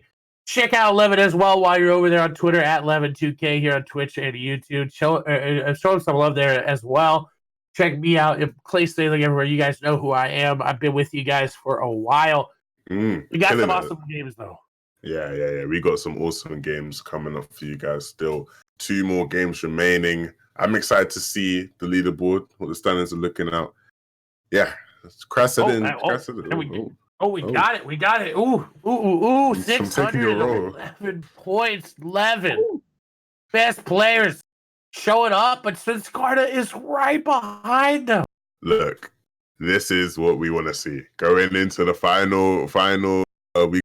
Yes, going into the finals, we want to see 2 of the most anticipated squads performing in the best form of competition right now, being the WarLegend Series Invitational. This is amazing to see. I'm so excited. Best players versus Svenskana. I want to see in the last 2 games who comes out big. 47 kills for best players right now. Come on, that is ridiculous. They are fragging out, like they are playing out of their minds. And obviously the 3rd and 4th place teams, Train Hard and RZWD, obviously two teams who have been performing pretty well today. Damn, this leaderboard is looking how I think it's a representation of how the games have gone. Like, we've seen a lot of these teams be consistent in endgame. So I think it's fair. I think there's no one that should be disappointed when it comes to how they play versus how the leaderboard is shaped up. Obviously, there's a couple teams you want to see do a bit better, right? E11X Timmy, you want to see them maybe rise up a bit. The teams in the bottom 5. So yikes, man. So yikes. You never want to be in the bottom 5. Hopefully, you can use these last 2 games to turn it around. For Nacrit team, I want to see do a bit better, man. You know, right now, if we were to end right now, they'd be secured for the next session, but you want to up your series score, right? Because somebody's probably going to be able to get... Well, I don't even think that score that they have now would be good enough, right? So... Yeah, I don't think it would. I think top 25 cuts off at 395 this time around, so they're at 191. So would it... And I want to make it known that the bottom 5, while they changed up position, are still the bottom 5 from last game. So they have not changed their game around enough to move up, but I think they will. I think they got to realize at this time that hey, we've got to change our strategy up just a little bit. And I think we got the games, and again, it's going to be those off-spawn fights as Nikov and company already landed, Snap and company just out landing there. As we see Maestro's Y in the top left there, landing in a very, very far drop away. See what they're able to do with these drops. Yeah. the battle of the early game fights, man. It's exciting to see, right? I want to see, I want to know if that Misty squad decided to fix up, because I don't know what they were playing that last game contesting. We're going to be tuning in here to Nikov, Solary X the stream. Where would they actually sit in the leaderboards? Because messed that up. They're sitting at 8th, right? And kind of what I was talking about, not as much of a drop-off as maybe you'd expect, considering, you know, what I said towards the beginning. They are a team that starts off really hot. The first couple games they play are always really, really strong. Then the last couple few kind of tail off. So hopefully maybe they can use these last 2 games to kind of get themselves back in the top 5, up their series score as much as they can. We're tuning into Dirty Doc's fight here, which is a fight that's been very, very important in the standings. Frey has fallen, and the rest of his teammates not looking good on shields at all. Only a grey pump here for Aimsons with 5 bullets in it. Oh, you're muted, brother. Oh, I apologize. Not looking good. No mats either. The grey pump not going to do a lot of damage either. Aimsons trying to do a little bit of eat-assing there as you saw him wiggle back and forth to try to dodge those sniper shots, but Team Fnatic looking to get these eliminations quickly and quietly, because if you see, there's, I think, a player there on top of that leaderboard. Actually, that's going to be Motor, so he's on top of the I don't even know what to call it, the power line, I guess, with the sniper rifle, looking to hit some shots there, and the players rotating on through. Don't believe he's going to, but this fight looking in favor of Team Fnatic as we move over. This is the Trade Hard Squad. They're fighting Dynamite, as you see. Unfortunately, going to go down there, and that's going to be the end of them as the L has been taken. Dynamite starting to come back here, Levin. Yeah, it's good that they are coming back, right? They're the team in 17th place. 17th place team taking out the 4th place team is an interesting storyline, right? Obviously, a 4th place team, they're chilling for now, right? Hopefully, next game will be a bit better for them. The final game, they'll be able to make up for that blunder. But it's going to be good for Dynamite, right? They're going to be able to creep up the scoreboard and stay far, far away from that bottom 5 as we tune in here to Lazy Lake. Yeah, as we tune in, we do see this with Caspera and company. Oh, baby, Nas showing, the Vic showing. But Nas, what's up? I got it backwards. There's Letway going to take down a player as well. Lazy Lake looking to go over to the stream and company, but it's shitty. And get taken down. I'm taking down 1 though. Will he get the elimination? No, they are going to take him on down. And this is going over to Lestream X Vitality X Airkin. Oh, I love this squad, man. I specifically am a big fan of a Vic, right? I don't know. I'm just a big Vic fanboy. Well, for any of you OGs that have been around for a long time, back in the day, WarLegend were involved in organizing what I deem one of the best events in EU history. Right? They had a nice cup take place, and the Vic was the winner of that. And that was the first time I ever watched Pro Fortnite. And I was very interested from that. So Vic always being one of my favorite players to watch. As you see Zua's squad falling here, Yoda the only player alive, and Trap gonna finish up Hulk there. Yeah. Oh no, that wasn't Hulk. Sorry, that was one last. But yeah, this squad's not been doing too great. They're in the bottom. Well, they're in the bottom 5 right now, sitting at 21st. So unless Yoda's able to go for some mad clutch and like save all his teammates, this team's probably gonna be in contention to be eliminated. Not too great. And we haven't seen good gameplay out of them since they've stopped dropping Frenzy Farms. Just for the first couple of sessions, it seemed like they were dropping Frenzy Farms, if I remember correctly. But we see Yoda going to go for a little bit of a cheeky reboot. He's going to get it. But the question is, how many players did he get? It looks like he just got Hulk, maybe more. No, it's just going to be Hulk. And I honestly don't know if you go for that. You drop the shields and you run. Yoda now going to get built upon there. Now shots going to come through. 76 HP there. Losing a lot of HP, but Hulk does manage to get some shields off. We'll see. And honestly, if I right now, my job as Hulk is I run and I get the rest of the reboot cards. As Yoda trying to make something happen there. Hulk gonna get tagged up very, very low. Will they be able to make anything happen? No, Hulk gonna go down. Yoda gonna follow more than likely right after. But no, he gets a nice elimination on the Martos with 8 HP left. Martos kind of throwing that one. And all they gotta do is start to chop him down, and he's gonna take enough fall damage to be eliminated. But this is not looking good for Forward and company. Is Yoda making some fancy plays as now grenades are being thrown. Yoda editing his box out. It seems like the drop down coming here from Melvin. Yoda going to be the one to fight him. He's trying to get those replaces here. And Vi's going to go down there to 2s. Yoda gonna get built upon there. He's trying to get lost back into those builds. As you see the RP, ooh, I'm sorry, the SMG gonna come through. He's getting fancy with the Yoda. No way does he do this right now. Provoke getting eliminated. And I believe Belvine, the only one remaining, he's in the box, and it's coming through. Yoda losing a lot of HP. Belvine trying to get up in there, but nothing gonna come through. Yoda, no shields remaining, and Exploit gonna come through. Stairs gonna go over to Belvine, and he gets the elimination. Yoda almost clutching up big. That's crazy. He almost actually won that. If he would have won that, that was so bad on the behalf of Provoked and company. Damn, that would have been bad. This is a great little, I was gonna say little, but this is not little at all. This is a massive fight going on here, Lazy. Like, so many parties involved. We see Jamside squad involved, Oslo squad involved, and some third parties running in. What do you make of this one, Clay? This is really hectic right now. Yeah, I'd say this is typical Lazy Lake fights. Every time we spectate in, there's always at least 3 or 4 teams. And he mentioned there's a third party coming in. That's actually going to be Team Retail Row coming on over. So RSWD, Red Rush, drove in Wakey, and Snappy coming in as we hear shots going through above. Jamside and company are still there, but I don't exactly know how many players they have left alive. I believe Drobin and company are all still left alive. Letwick and them are all still alive. So this is really, really good as we see Oslo just starting to farm on up. Nothing really happening here for him. It seems like the Vic, though, losing a lot of HP. It is going to go down. That's going to be Flexi taking him on out. Red Rush trying to get the snipe there. Seems like he might have hit it there as we swapped to a very nice perspective to show you everything we can. Red Rush getting in. He's going deep as it seems like the players down below just want to try to survive as Letwick trying to do something here. Red Rush trying to get some shots as well, trying to get anything that he can. Shots continuing to go through here for the squad as Red Rush not really finding any damage there. Grenades going in. They're trying to get the floors. They're trying to get the pyramids. Jinji going to go down there to Maxi. And Red Rush getting shot from behind. A third party has joined the equation. You know what math they make you do? X plus Y equals this. Now it's X plus Y plus Z plus D plus A equals something or another. And that's not going to be good here for team number 1 Retail. Snappy though. Ooh, almost hitting the shot of his life there is that player. Not going to fall. There's Falcony is going to fall. There's going to be a lot of fights happening all around the map. And if you're team RSWD, you just need to get together. You need to regroup. You need to take some shields. You need to sacrifice Red Rush. And you need to find the rest of the players. Yeah, you're not cracked on the mass, but you're cracked with all them letters, man. Struggling to give up that we were talking.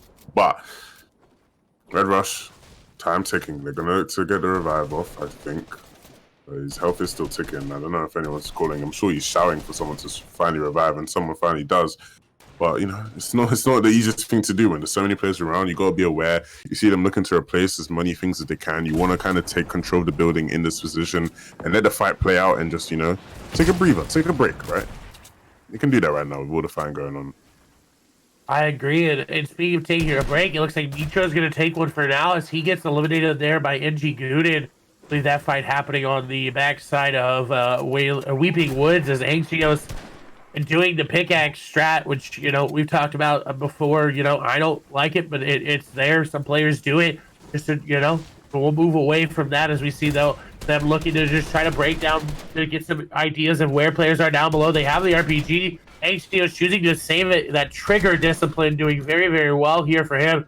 As we see, not trying to waste anything, not owning everything. He's being very, very, very aggressive, dropping on down as we hear shots going through. It seems like those shots are going through on a whole other team right now as we hear 4 shots continue to go through. It seems like Loro, Scepter, Rezumi getting the shots there on Wakey and company is now the SMG coming on down.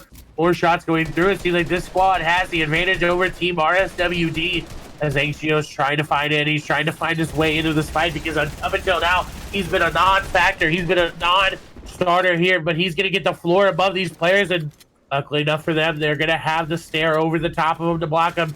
As Anxios going to get the pyramid, as now the third parties are coming in. Rezumi going to get knocked there by Red Rush, and I think he just sniped him. Yeah, I think he can confirm just sniped the man right there through the builds or something. As Scepter tried to yeet the man on up, as I think this is going to be where Team RSWD finds their pressure point, finds that point that they can start to push as we see Kensel going to go down there. Loro trying to find his way to his team. There's the res is going to come through. Wakey and company trying to find any sort of reprieve that they can. They're trying to get into this player's box. They're trying to get in him, and they're going to find Loro. Loro going to take a lot of damage, but he actually takes no damage, but deals a lot. Scepter going to find Snappy. Loro down to 37 HP in a dream. Trying to find something. He's going to find yet another player there. Snappy still down. He did pick up Razumi there, so Red Rush won't get that siphon effect as we see Loro just trying to heal on up here as an RPG comes to his face. Wakey gonna find him as now this is looking really good here for them, but Mexi taking down Get Creep Noof as we move over to the opposite perspective. Drobin, Red Rush, and Wakey not looking very good as Snappy still crawling for his life here. This fight taking so long that the third parties are not even interested as eliminations are coming over through. HCO's finally gonna take down Snappy. Drobin has to try to find something here. Yeah, they're gonna make something work right now, right? They're pretty high on the leaderboard. Can't afford to get completely wiped out here. It's not gonna be too good for them. He's struggling here, but finally, I think, able to create some separation. And still, so many players still in this lazy leg area. Never gonna get a break here. Never gonna get a break here, clearly. And you hear the fight still continuing. Droban not able to get involved. Kind of baiting his teammates right now. I don't know what he's doing. I think he's a bit flustered, a bit confused, messing up his edits as well. He's going to finally go down and try and avenge his teammate. A bit too late to come to his avail, unfortunately, but still on the prowl, still looking. You see the player here pickaxing the wall, and he's not aware. He gets caught out from the angle, 4 HP left, and the player knows he's low. They're going to just pressure and look to finish him off, and he's just going to run, try to get back to where he has the edits and where he knows he's safe, but that was poor awareness there, man. Did not realize that the window was, wide open and that players could shoot him from it. And ends up taking unnecessary damage when he doesn't have anything to use to kind of get back up. And you made a good point. You have to be aware of through the window shots that could come to your wall and get you. As we see Petro, Provoked rather, going to go down. There's Martha's going down as well as Chapix and company in a fight here. They did lose Beehive, and all of a sudden, Sinskarna being contested. But this is where they dominate. This is where they find a lot of off-spawn elimination, or rather off mid-game eliminations there, as I believe. We see Crew getting some shields there as well. Actually, Crew very separated. Rit's going to be the one to get the shield, and Crew going to be the one to get tagged up. That's not going to be good. He's going to go down to Dementos, and all of a sudden, this is not looking good. As I believe they're fighting the Devil's 1 squad, so Crew going down to a completely different squad. Since Skarda not looking good right now. Yeah, and you see his loot all the way up there. I think they're going to try to go for it, which is pretty interesting. I don't know how Crew actually died there. Obviously, all we know is how he died to Dementos. And yeah, he's got a fish, so that'll be of good use. And picking up the medkit as well. There's a bandage gun as well if he wants to take that, but I doubt he will. Yeah, that's interesting. Oh, you see in the bottom left of the shot here, jam side. That squad is towards there, and that gets marked perfectly for me. Thank you, game. I don't know. Oh, getting naded though, so not ideal. Chapix Not and ideal Ritz. indeed. Yeah, not ideal. Never want to get naded, but it's hard rotate. Like this is one of my favorite parts of the game. And you have zones like this where so many players have to kind of move with each other and figure out ways to get to where they want to get to, through each other. And that's where you get a bunch of action. We just had a ton of action there, and finally, the game's slowing down a bit. Not looking too good for some of these squads here. Who do you want to see make some more noise right now, Clay? I would like to see this squad make some more noise as they took home first place yesterday, as now they're making the noise that they need to.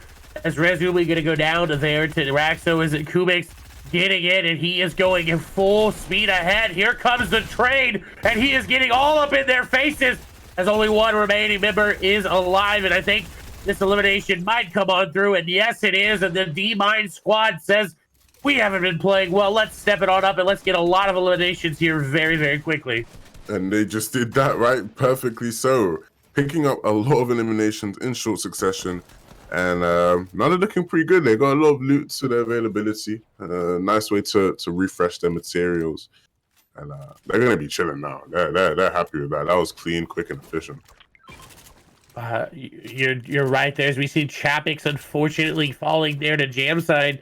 See if Beehive, I believe the only remaining member there from Skarda. Don't quote me on that. I believe let me make sure. No, Beehive might have been eliminated. I'm not too sure there. I do want to let you guys know that this squad is looking very, very good. Ritz, the reason I didn't know if they were in the game anymore is because I couldn't see him. Ritz already just got eliminated, so I think Spence Garner has been eliminated. You see this squad looking good. That's Team Fnaticrit is there looking to push the Dynamite squad. Fnaticrit kind of coming alive here in the last couple games, Levin. Yeah, they're finally starting to make some noise, and rightly so. I want to see them push up the leaderboards, right? Want to see them impress me. Seeing Smith take some damage there, not ideal. He's gonna just stop Mini up, and they're gonna rotate in, right? See his teammates looking to rotate, get some good positioning, and I think they're happy with this spot here. They're gonna be able to.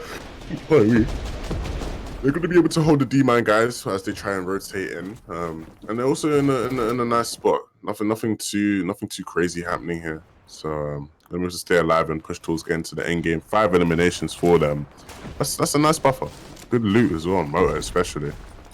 Yeah, I Motor sitting on that legendary AUG. Now none of these squad members playing on controllers, so they don't have that lucky little bit of an aim assist with it. We did see Maestro's Y get knocked, but I believe he was picked back up here, so it's going to be good there for little Timmy L2, T-Shub, and Crippa. They're able to pick him on up. Oh, hello, we're going right on over there. It's almost like I got ESP there. Able to, tell what the production is thinking as we see little Timmy does have those floppers. He needs to try to get up to Y. Is Y sitting on 130 effective HP. Looks like now little Timmy is looking to do that. He doesn't seem like he really wants to go again. This is a pawn. So if you're like, Clay, who is little Timmy? Who are these players? You can check out everybody on the leaderboard. All you got to do is drop down. It'll say their Twitter names underneath their real name. It'll tell you everything. Again, best players being CR, Mitro, Kissel, and Falcony. This is little Timmy. This is Zapod. As we see them trying to get drop down players. Zoe going to pull towards Lazy Lake, so nobody is in it. Fnaticrit is actually very close, and if I'm Fnaticrit, I'm cranking for high ground right now, Levin. Yeah, they picked the right position, right? They picked a really great position, and they're gonna reap the benefits of it. Hopefully, Mate finally gives them the chance to win a game. Zipan taking damage to the trap, unfortunately, but at least he picks up the elimination. He's gonna use his Benji Bishi and go about his day, try and get some heals from his teammates, hopefully. And I don't know if they have any minis. No one seems to be dropping the minis. So okay, then he got one. So he should be better than he was. Obviously, not being full health is never ideal, especially when players are going to be looking for any sort of kill, any sort of damage they can. But look at Fnaticrit. Keep messing that up. They're chilling up on high ground. Now they're happy. I wish I could hear the comms right now. I'm sure they're calling out different places to shoot and look for kills and whatnot. But yeah, I'm sure they're happy about this one. This is the game that they really needed to change it around, because you talked about this in the mid game of in the break, right? You talked about how Team Fnaticrit was not doing that well, and they are close. They were in 17th place, so that's close to relegation. Yeah. So stepping up, they say, hey, we're going to get off spawn. We're going to get 5 eliminations. We're going to clutch up. Motor now being a little bit too aggressive, but that's what Motor does, right? Out of the teammates, I feel like Motor is the most aggressive. We'll see, though. As Zone's going to start to close, we'll see exactly where it goes. I think Zone is going to pull a little bit to the north here. I'm guessing north-ish. Let's see if I'm right this time around. And I am. Ooh, finally getting the prediction right just a little bit there. This is looking really good for this squad, as they can rotate over the top of Lazy Lake builds. They can rotate, as you see, a guy gargantuan amount, right? It's so big. Yeah. RPG going to come on through, but luckily enough, Varrock's prepared for that as he's rotating in. Now, Motor and Smeef need to get to Varrock so they can go ahead and get these heals, but this is unfortunately the part of squads where the high ground team, if you take it a little bit too early, this is what happens. Yeah, you see them, getting pressured a lot. Everyone kind of opting to kind of go for the high ground team possible, but like you said, this is going to be great. Ooh, team contesting them. This should be great because you have all the builds from Lazy, from all the build fights, and an RPG going off here. Oh, he hits some nice. Oh my gosh, Varrock's going off! Popping off! He says, place 11! I'm taking down everybody! Oh my god! This man looks so good right now, and another headshot! Varrock's honestly just saying, I'm done. I'm done being, I'm done being at the bottom. I'm clutching up for the team. He just got elimination after elimination, down after down, and the squad looking very good. He refreshes up on match as well. We see Lestream Skype here in the bottom right-hand corner, looking to rotate through the builds. We do see Team Dynamite still alive, as well as Team E11X Little Timmy there, as Lou, Coffee, Nuggy-san and company are still all alive, as Jamside and I believe Flexi there trying to make something happen. Is Sky trying to get in the box? He is going to get the elimination. Now they have to be careful from everybody and their mom spraying him. Sky running low on builds. Rocks and company challenging somebody else to maintain the high ground. Rocks going to secure it, though the RPG's coming down to break him. They managed to secure it. His motor going to be the sacrifice. There's Hunter going to go down. Y going to be an elimination on opponent's side. Sky rotating through the bottom side. They're doing a very good job of Snap and company on the low ground. They did lose Miro, as Little Timmy going to go down there. D-Chub going to fall as well. Rock's going to get yet another elimination. So this is Team Fanatic's win to lose right now. We see Snap going to get shot. He quickly backs on up. Jamside going to go down. Evil going to go down as well. We see Kubix going to fall to Varox again. So many eliminations coming on through. Snap falling, and there's nothing his team can really do about that. His Team Fanatic looking very, very good, but it's only going to be Mexi and Varox there on the high ground. It seems like they may have lost a couple members there, and we saw Motor go down, but Smeef went down as well. But luckily enough for them, RPGs aside, it's going over old bills. They will be good to go. Varox has enough builds to maintain this. This is a victory as long as they don't get RPG'd on down. As long as they continue to go over these old builds, it will be good to go. As we see Y gonna go down there to Airwax. Flexi gonna go down there to Snap. A Matt Refresher coming down. It's a 2v1 as Varox gonna get dropped down, but he's got floppers. We'll see him start to build on up here. The shot's not gonna come through anymore. It's gonna be Crippa, Flexi, Ape, Raxo, Matt, Atso, Airwax versus Mexi and Varox. The shot's coming through. Atso getting out of the zone. He's got 4 effective fish there in his inventory. The slurp fish, the floppers, everything that he could possibly want. We see Raxo trying to make something happen with the RPG, dropping down Fanatic. Nothing happening there. He's going to get taken down very, very low. Varox wasting a lot of builds to maintain the high ground. Mexi must be low as well as Matzo rotating through the mid ground. We see shots continuing to come through. One player did end up going down. I believe Crippla still alive here. You see Zone going to go up. Flexi alive. Matzo going to get tagged, as I believe he's going to fall. Raxo going to maybe fall here as well. Yes, he's going to fall, and this looks good for Fanatic. Everybody falling as Crippa and Flexi, the only remaining members, as they're going out zone. Flexi going to go down here to Crippa, and this looks like a GG unless Crippa's able to make something happen, and he takes the high ground, but he's getting dropped down, and that's going to be the victory royale there for them. Team Fanatic come through and pick up a massive 11 elimination victory royale there. I am ecstatic. I'm ecstatic. I am so happy. I've never been happier. I'm on top of the world right now. These are my guys. These are guys I was rooting for from the beginning. I said it. I said I want to see them do well. I said I want to see them perform. And they come out and they get a win. I'm so happy. Those are my guys. I love all of them. They're great players, great guys. And nice to see them pick up a win. You know, they got high ground very early on there, and they had their struggles. People were pressuring them hard. Like, people did not let them have that high ground easily. And, you know, they lost Murder on the way. Lost Smeef on the way. Wasn't easy for them at all. But they were able to maintain it and pick up the win. So I'm really happy to see them do that. They're going to be moving very far away from the bottom of the leaderboard now. It should be. Hopefully we can see that soon. But, that was a good game. I enjoyed that one. I could not have said it better myself. You know, we talked about them coming in from a relegated teams. The 5 new teams got a lot of pressure on you to perform. And if you don't perform, you know, we just move you in, we move you out, see you. You know, as we've seen some teams in the past not be able to have the best sort of games. But again, that was game number 5. So if you are wondering, because I know FNCS is coming up, and I know people in chat were wondering, as I make sure, you know, you're going to look beautiful for the camera, as we make sure that you guys understand the way it works, right? Benji and company, I know a lot of people were talking about it. I wanted to clear the air. They chose not to play in the second session, I believe, because of DreamHack and them leaving for it. So they said, okay, we're not going to play. They're going to take a 0. But because they are first in the series leaderboard, they may have a chance to go to finals. Right now, it's looking very good for them, but there's no guarantee that just because you get first in any session that you go through. There's no written rule that says if you get first, auto qualification. It's the top 25 in the series leaderboard. So that's what you're looking for. All right. And that's what happened. If people are wondering, that's what's going to happen with players that are in the bottom 25, right? They're playing today. Everybody's playing today. No one's gotten a 0. as we saw in a couple of weeks.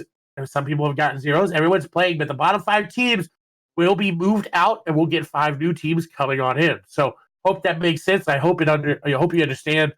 But Levin, overall, we didn't really see Svenskana there. We didn't see Mitro and company there. I didn't really see Red Rush, Robin, Zappy, and Wakey there in those end games. Yeah, it was interesting. A lot of the names you've seen be so consistent over the past 4 games.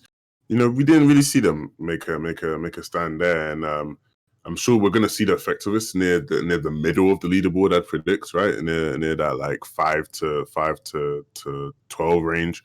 We'll see a bit of switch up, and yeah, we're seeing the leaderboard stay pretty much the same, right? Because the teams that we saw initially doing well, they create quite a bit of separation. So obviously, when you have teams who necessarily weren't doing well in the first couple of games, starting to now kind of bridge the gap, and you see the leaderboard getting a bit tighter, right? 130 points in between first place and 9th place. Well, not 130, but my maths isn't good, but about that. Yeah, it's nice to see some of these teams rising up the leaderboard for Nacret. Nice to see them doing decent. Dynamine finally getting back into competition. Unfortunately, E11X Timmy weren't able to do too well. Ginger & Co, Blood X's squad, I thought they were doing pretty decently. I thought they were kind of winning the fight at Dirty Docks. But obviously, things aren't working out for them yet. Hopefully they're able to push so that they're able to avoid that bottom 5. Yeah, I don't want to see that squad go, because they're a great squad and I want to see them compete. And the sad thing is that all of these, but the bottom 5, like you said earlier, been the bottom 5 for quite a while. A lot of those teams are kind of being repetitive. So yeah, that's gonna be it's gonna be that. So like, I don't know. It's just a bit. It's disappointing, right? When you see teams that kind of stay doing bad. Like the big part of having a format like this is where you have 6 games, is where you hope, hey, maybe your first 3 games are bad, but at least the last 3 can be great. So when you see teams just bad, it's never great. Yeah, I agree. Apologize there. It's been a long, action-packed day. If people are confused, it's your highest single session score. So today, right now, as you saw, Svenskana was at 630 points on the series leaderboard. Overall, though, they're at 738. So to improve their score, they need to get 139 points in this last game to get a better score on the series leaderboard. So it's your highest single session game. This is session number 4. So it'll only show your highest single session. It's not going to add up. It's not going to do something crazy. It's just whatever your highest single session score was, that's what's on the leaderboard. So we'll see Benji and them still, unless Svenskana are able to get 400 points in this last game, they will continue to stay on top at first, which I think, I don't want to say guarantees them a qualifying spot, but is very, very, very close to getting one. Again, it's going to come down to the last 2 sessions, which again are next Monday and next Wednesday. And of course, the finals are going to be on December 18th and December 16th. So come out, support us. Make sure you guys support all of us here as well. WarLegend on Twitter or WarLegend on Twitch. Show everybody some love. WL49 is the Twitter tag. Check out Levin. He's doing awesome things. Twitter, Twitch, YouTube. I think he might have an Instagram. I'm not sure. If he doesn't, he needs to make one. You check me out, Clay Sailing everywhere. Twitter, Twitch, YouTube, Instagram, TikTok. I'm on every social media. I am there putting out the content for you guys, because you know what? I love you guys. I love seeing y'all have awesome reactions to things we do. Levin does, I do. Whether it's WarLegend doing something that we're not a part of it, we see awesome reactions. I love it. But I could talk all day about that. Levin, who's going to win the last game? You know what? Put my foot down. And I'm saying, I think Svenskana are going to go for the 2-time. They won the first game, and I think they're going to win the last game, and then that's going to be it. I'm giving this to Svenskana. So they're the new 2-time back-to-back champion? Yeah, agree. They're the new 2-time. You guys can have the in-between games. We're going to take the first and last and go about our way. All right, I am looking at team. Ooh, this is hard. I want to see one of the last teams, 21, 22, 23, 24, 25. get the victory. So I'm saying Kaspera, Anas, Ibuhai, and Shitty. I've been following their gameplay over the sessions and over other outside sources as well, even if it was just the invitationals before this, right? I've been following, I've been watching it. I'm a fan of their gameplay, but today not looking so good. They're sitting at 57 points, so they need to get right now to get out. They need to get 200 points to get out of that bottom 5. Yeah, that's going to be difficult. Getting a 200-point game is not easy. So, props to them if they're able to do it. But yeah, I don't think it's likely. Hate to be a negative, but I don't see it happening. But maybe they can make something work. You never know. You can never count out a team completely. So I'm just excited to see as we hop into the last game what happens. I'm with you there. If the off-spine fights are contested yet again, it'll be who makes it to their drop, who gets first, who doesn't split Misty Meadows correctly, right? That's all about to change it. How it happens will be broken down here very, very soon as they're all starting to dive off the top of the bus. We'll see what they're all able to do. I think we have the games ready for you here now, Love, and it's going to be very, very close. Atop of the leaderboard, though, looking very close between Skarta and best players, which, by the way, note, is only a 3-point difference. Yeah, there's not a large difference between them. They're gonna look to try and make a break away, right? They're gonna look to try to separate themselves, break away as we land in over a lazy late contest going in. Someone getting a gun off the top of the building, and Oslo gonna be forced to kind of run inside here and get a gun as quick as possible. Only getting a sniper though, but he gets some bandages. Going to refresh his 75 HP, and I can't wait to see what goes on here. Right? I want to see who's able to win this off-spawn battle. Really want to know where the zone goes as well, right? Depending on how the zone works out, a lot of players will either rotate in here, or maybe we'll see teams kind of chill out and not opt to go here. Well, obviously last game we saw a large amount of battles and fights taking place here, and it turned into, we've seen it in all of their sessions, really, right? In all the past games, all the past sessions, we've seen so much action take place at Lazy Lake. And with a Vic squad, Oslo, Bad Sniper, Erkin, they know how to play. They know how to fight here, and they often do well here. Not all the time, but they often do well here. And they're just going to look to loot up. Lazy Lake being split here between the two teams, and I'm sure an engagement will happen soon, right? We see a couple players getting quite close to each other. You've seen the kill feed here. Belvid picking up some kills. Bouan going down in the kill feed. And the Train H guys picking up some kills on the D-Mine guys as well. So a lot of action taking place here. Only 86 players remaining. Blaster finally able to get that finish on free roll. So yeah, a lot of action going on around the map, and can't wait to see who comes on top of this last game, guys. This is the final game of this session of the WarLegend Series Invitational. So I'm pretty excited to see how this goes on. We finally hop over to this fight here. Obviously, we saw in the kill feed the Train H guys picking up kills on some of the D-Mine guys, and this fight is still continuing. Now it'll be interesting to see who comes out on top. Clay, what do you think is going to happen? You hear the reboot go off, sir. I'm very intrigued that the reboot was able to come through from Team Dynamite, as we see Yogso trying to get some snipes there. Again, somehow always finding himself a sniper there as this squad continuing to fight time and time. And again, they are not wanting to give up the farm there, right? It happens over in the East between two squads, and now it's happening here in Europe. Train H and Company, though, sitting at the top of the leaderboard. Team Dynamite, though, sitting in 13th place right now, so looking to keep moving up. Again, they had a very good performance yesterday. Today not being so. We'll see if they're able to do it, as we have a nice shot of the fight happening through. Again, want to thank you guys for hanging out as we see and hear shots going through. I believe we're going to spectate here in D-Mines, and I can't... Oh, no, Yogso going to be the one we choose to spectate as Mexi going to take down Blood X, and I think the Dirty Docs fight did just finish happening. Is Jinji going to fall there to Mexi, and Dirty Docs going over to Team Fnaticrit yet again. So Team Fnaticrit, our last game winners, looking to pick up another one as we see Ibuhai going to go down to Oslo, but also falling there to Shitty. Interesting fight. I don't actually know where that's happening anymore, as we see Airkid going on down there to Coffee. That's going to be the Lazy League fight happening. Lazy Lake fight happening. It hasn't been Lazy Leagues in a while as we move over here despair going on down. And it's Shitty and Anas versus the Vic, Bad Sniper, and Airkin. But luckily enough for them, Vic is basically a non-starter with 30, 40 HP. You don't really want to risk getting one pump there as they hear players moving on down below. They're trying to get inside. They're trying to find any sort of previous knowledge that they can get, right? They're trying to say, hey, we know this player was white. Can't we see his skin? If that's the skin, we know, hey, we can take him on out. Unfortunately for them, both of those players having shields.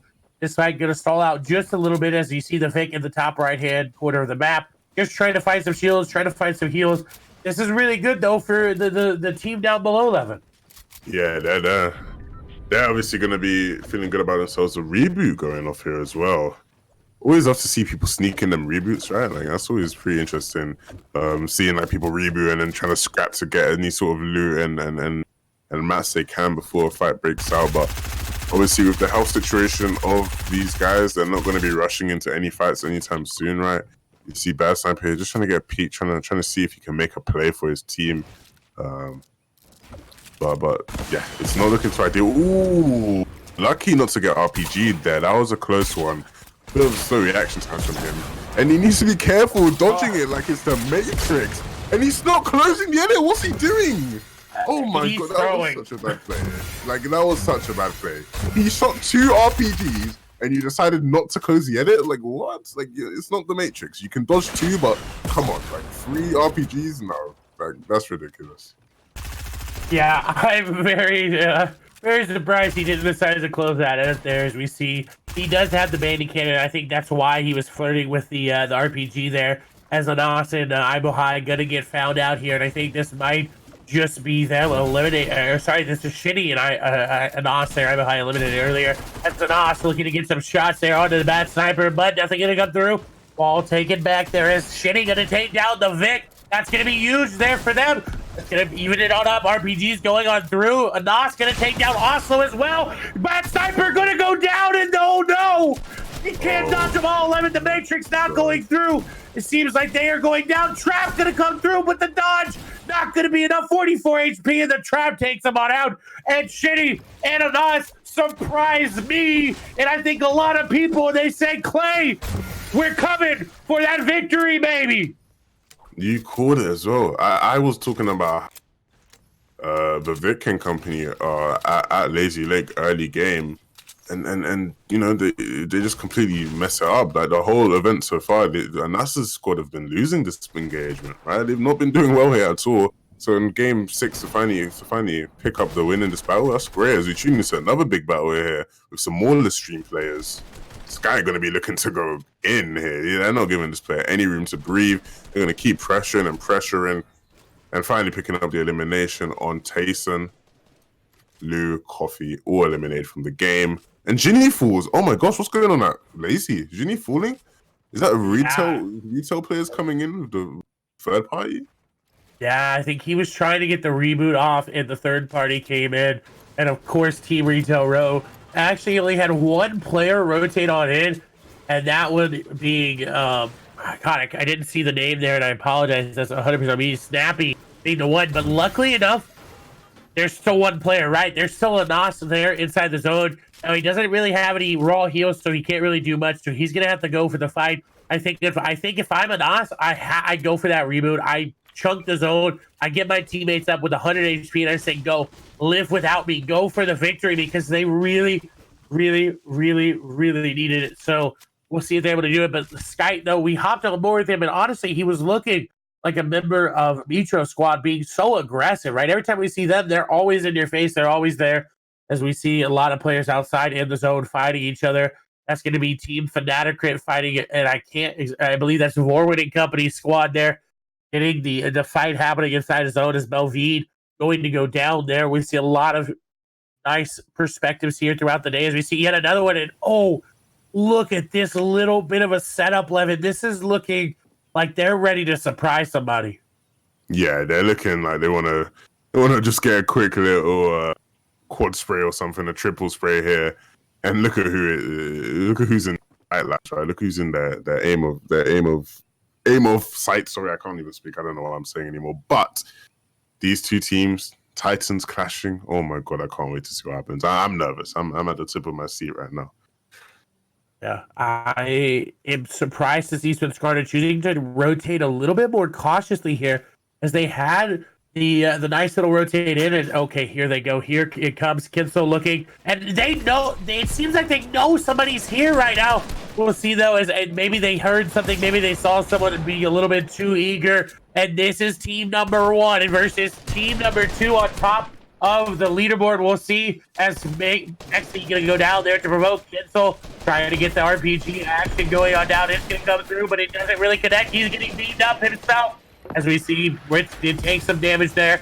Kinsel taking some as well. The RPG coming in. Kinsel gonna get knocked down, but he gets quickly connected back up. Swinscarta has to try to make a play to regain the high ground. It seems like Kinsel using, oh my god, what good level of geometry that is to know to bounce him that way is a perfect grenade. As he's gonna hit one as well. That's gonna be Beehive taken down very, very low. As we see Vorwin gonna go down there to Fanatics Motor. That fight inside his own still happening. I think Motor quickly falling there to provoke, and Swinscarta not looking very good here as we hear shots coming down from above. The RPG from Kinsel trying to take him all down, as Beehive will be taken down there by Mitro. And Swinscarta not looking too good here. They're looking to try to make something happen as Squawks gonna go down there to flexing. Game number 6 coming to a head here right now. We'll see if Mitro is able to get in, as Mitro going on in. Chapix is gonna go, I think, be knocked here. I think it happened in the elimination feed. You see Beehive getting knocked in, eliminated there, and I think this is not looking good. Swinscarta, I think, has fallen here, ladies and gentlemen, as we see Crew going down. That means only one more player is remaining, and Ritz, as we see him hiding in a cone. Swinscarta doesn't have a real good shot at taking home this game anymore, 11. Bro, Mitron Company just made Swinscarta look like a bunch of bots. Like, that's crazy. They've just wiped them out so cleanly and efficiently. This is mad. This is kind of disappointing, because obviously the whole storyline coming into this game was the fact that they were so close on the leaderboards. They were so close. But now it's clear that Mitro's squad are going to be able to push that gap and take hold of that first place for now. And hopefully one of the 3rd place or 4th place teams is going to be able to compete with them. But damn, it's so sad to see Swinscarta out, and it means they're probably not going to be able to up their series leaderboard score, right? I don't think they were close to beating their highest point score, so that's unfortunate from them. But still a good performance throughout this whole event today. They played really well. Obviously, my pick to win this game, but not going that way. And Letwick and Flexi falling. That's not good either. That is not good indeed, and they had a really good run there for a little bit, but they go down as we see Droman going down as well. Team RSWD is the only team that's nearby the leaderboard. We see Vorwin constantly going down there. I believe he is in zone. We do see Droman ended up getting finished off, as this is going to be LaStreamX, Skype versus RSWD, Wakey, Red Rush, and Snappy have to try to come up with something. Snappy, a very low HP. Nikoff trying to get in. He's trying to get into these players' faces. Nothing really happening. Snappy, 17 HP. Sky actually going to go down there to Wakey. That's going to be huge. So evening up the fight, and Vato going down as well. RSDW looking very, very good on very low HP. They're saying, hey, we're taking down everybody but you, Nikoff. Where are you hiding? We're going to try to get you eliminated, as I think Wakey trying to put the team on his shoulders there. Shots coming through. Nikoff going down very, very low. Shots coming through for everybody. Someone dropping on down. He's going to take one, but I think that's Snappy, and that's going to be his life, as RSDW still has a shot to take home first place today. Yeah, they really did a good job there, right? To win that fight, obviously put themselves in a great position now. And hopefully they can push and be the team that pushes Mitro's squad, right? This is clearly, right, the battle for first place, I should say. Obviously, best players, based off of what we know, should be there now. But if the squad continues to limb the way they're limbing, maybe they can compete, right? Maybe they can pick up that first place and finally win one of these sessions. Yeah, I'm interested to see. They do not have the ability to really reboot Droman here, so it's going to be all on them. I'm surprised Nappy hasn't gotten those floppers here from Red Rush. And so because of players playing a little bit more aggressively, we have a little bit more of a lighter lobby here, as we see the transition coming on through as we swap over. Same perspective, just different perspective. You get the vibes, chat, as we see the floppers will be dropped here now that they're inside the zone. They're looking really, really good. Loadout looking great here, especially with that amount of AR ammo. Red Rush looking to get some damage done. And the floppers, of course, have to be the story of it. Seems like everybody's story today is that do you have enough floppers to try to pick up the eliminations in the zone? Yeah, it's important that in this last game, you play your heart out, right? A lot of players are going to be, trying to stay alive as long as they can. Everybody wants their last game to be a great one.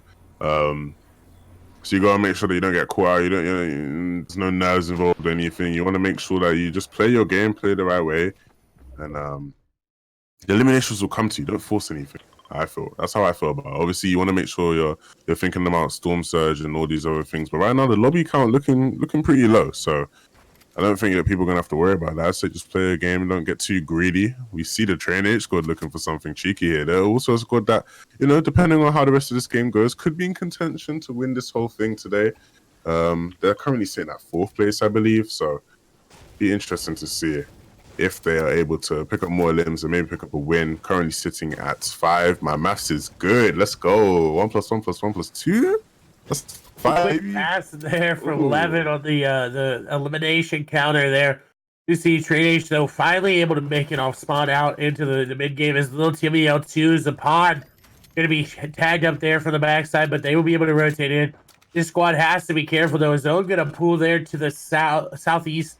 They're not in it, but they're very, very close. And Fremont 2, Squavato, and Pay1K, who, have been doing all right, but haven't been really having the best day. I would say they're sitting at 9th right now. So not the best, but not the worst. We haven't really seen them pick up a victory yet, but they had 6th, 4th, 14th, 4th, 22, as we see Snappy going down there to provoke. And I can tell you, he was sitting at Bush 11.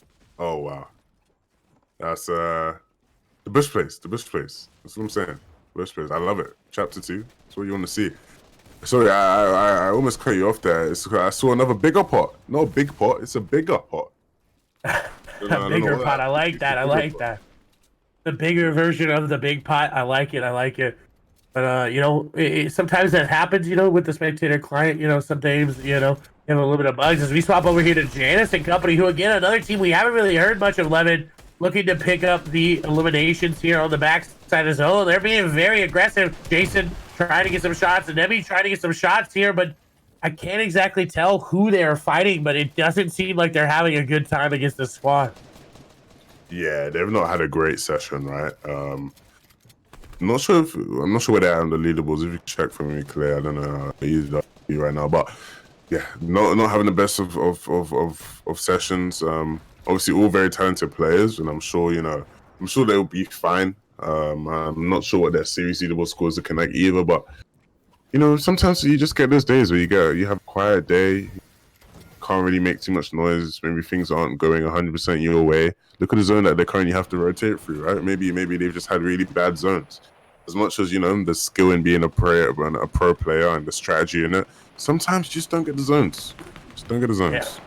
Yeah. Zone RNG is sometimes always not in your favor. That squad currently sitting in 21st place, Levin. So a lot riding on them as you see Mutual rotating through here. They actually have NDY Gooden right on top of them, as I believe we're swapping over here to Falcony's perspective, and Podesai going to go down. And I think they will be safe from relegation if their entire squad has been eliminated. I believe they were sitting at 7th the last time we saw the leaderboard. So even if that entire squad is down, I think they have everything they need to move on through to the next session. I believe, yes, it can confirm. I believe all of the members there are down for them, as we see Falcony and company trying to rotate on through. Not really going to get anything here on this rotation, but they have 7 eliminations. Now they're fighting NDY Gooden, and Falcony trying to trade snipes there. Oh, honestly, gets a little bit of a haircut there. Shots coming through. Spin Pro getting held outside of his own. NDY Gooden trying to make some plays happen, as we see someone from Trade H actually going to go down there to teach them. That's going to be huge there for them, as DV1's Artur going to go down zone, going to pull, and I don't exactly know where it's going to go, but I have a feeling this time around 11, I think I might be right, as we see Lukey going to go down there to blast our Zooer still in this game, and that's the squad that's near the bottom of the leaderboard, so that's really, really good.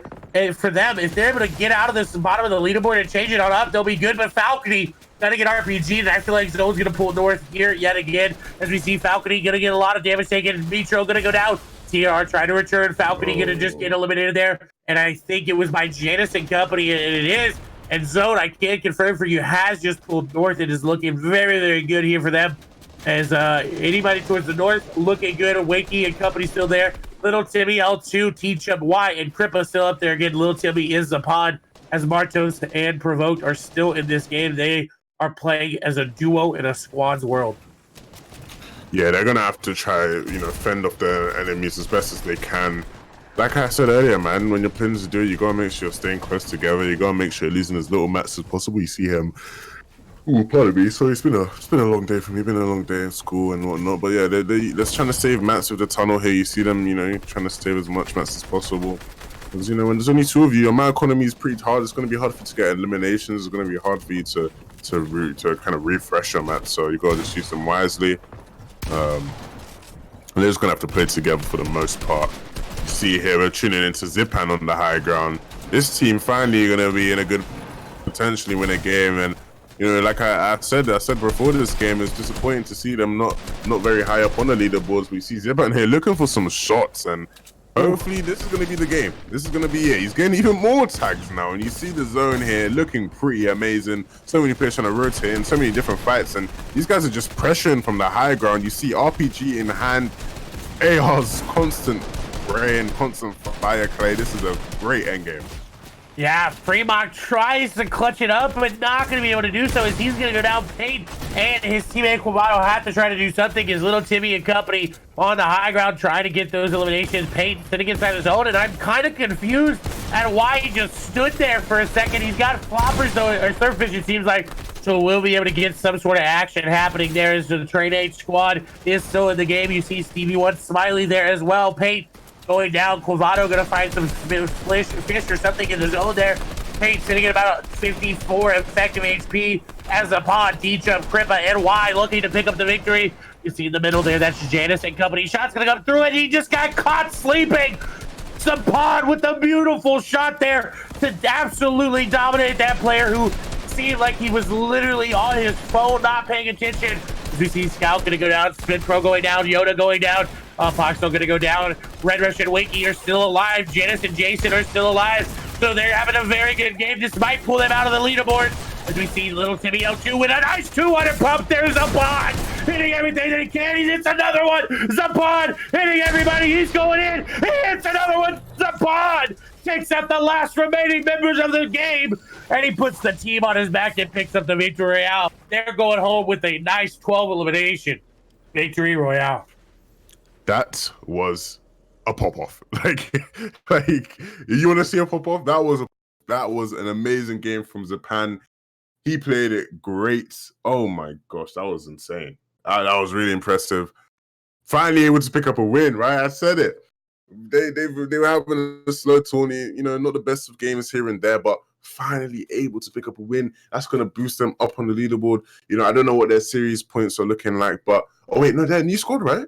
Oh wait, no, sorry, I was thinking of Domental. Sorry, I don't know what the series points are, but maybe that puts them up a bit more. Maybe it doesn't. Who knows? But amazing games today, Clay, man. Amazing games.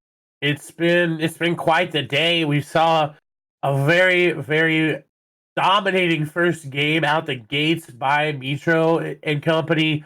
Didn't get the victory. It went over to Svinskarna, but then Svinskarna in the last game getting eliminated by Metro, CR, Falcony, and Kinsel. So, he came full force. We went full circle, as they say, and now we're waiting for those leaderboards to get you everything. But the question is, it's going to come down to the bottom 5, right? We'll show you those. Those are the players that will be relegated. Now, I did want to point out that Flutter Boys, Camo, Pepper, and name I forget, did not get relegated. They are playing in a charity tournament.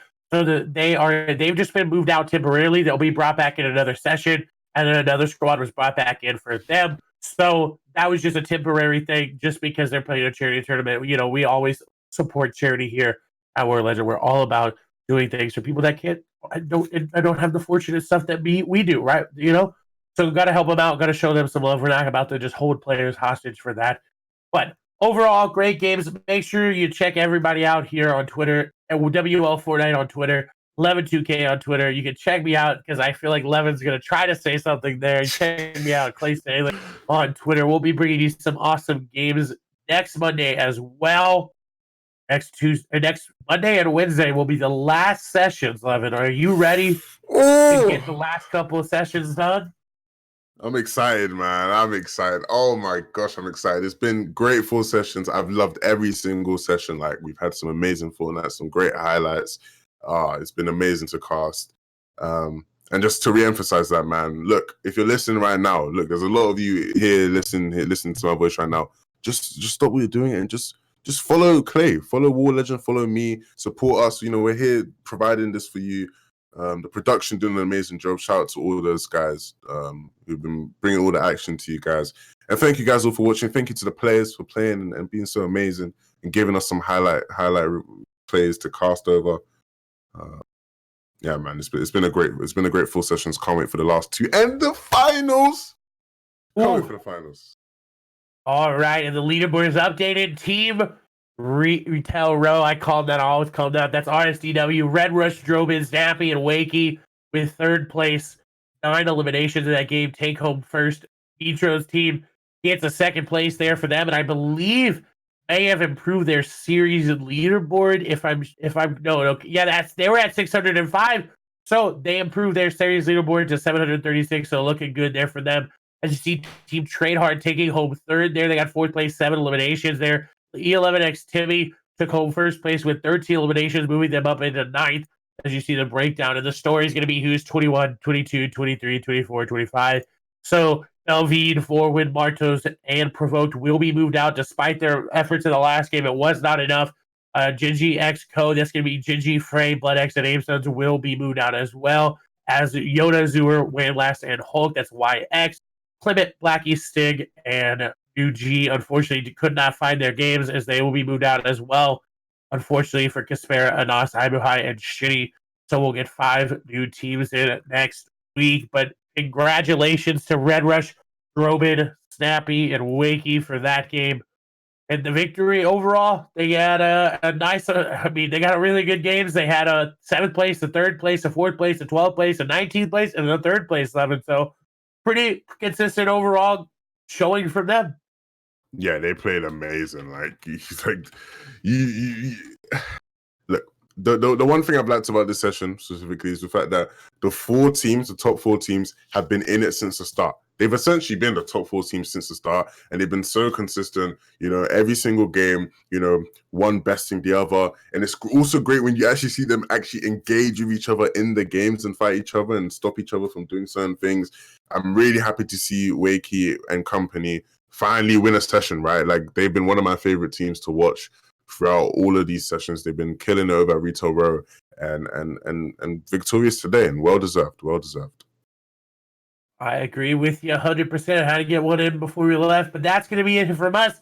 We will be back next Monday after the FNCS finals for some more squads action. So I hope you guys enjoy. It's going to be awesome. I can't wait to see the games this weekend. Can't wait to cast some of them myself. So we'll see how it all goes. Thank you guys for hanging out. That's going to be us. Congratulations again to Team Retail Row. Again, that's RSDW, but we're going to call it Team Retail Row for the time being. So congrats. You guys did awesome. Everybody played well. And we'll see you guys next week. Love you guys. Bye-bye.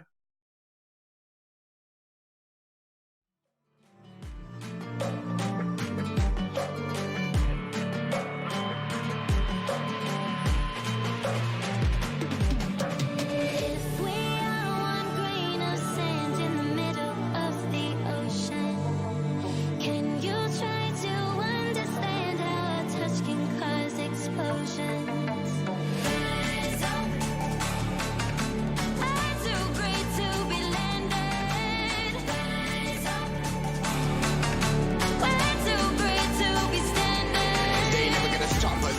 Climb at 'em like choppers, better cook those risks, cold blood in my fists, we fire starters, one out of a million will reach those heights, always get a feeling that I won't deny that work, never could toss, look in my eyes, I'm on the rocks, guys.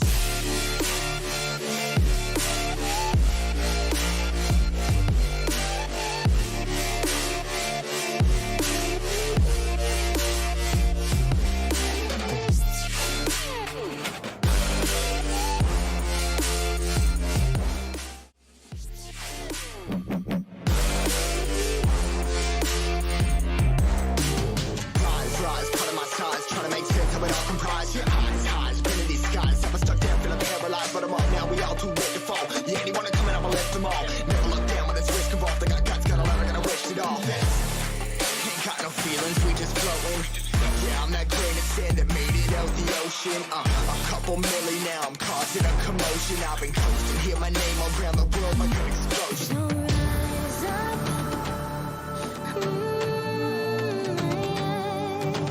rise up.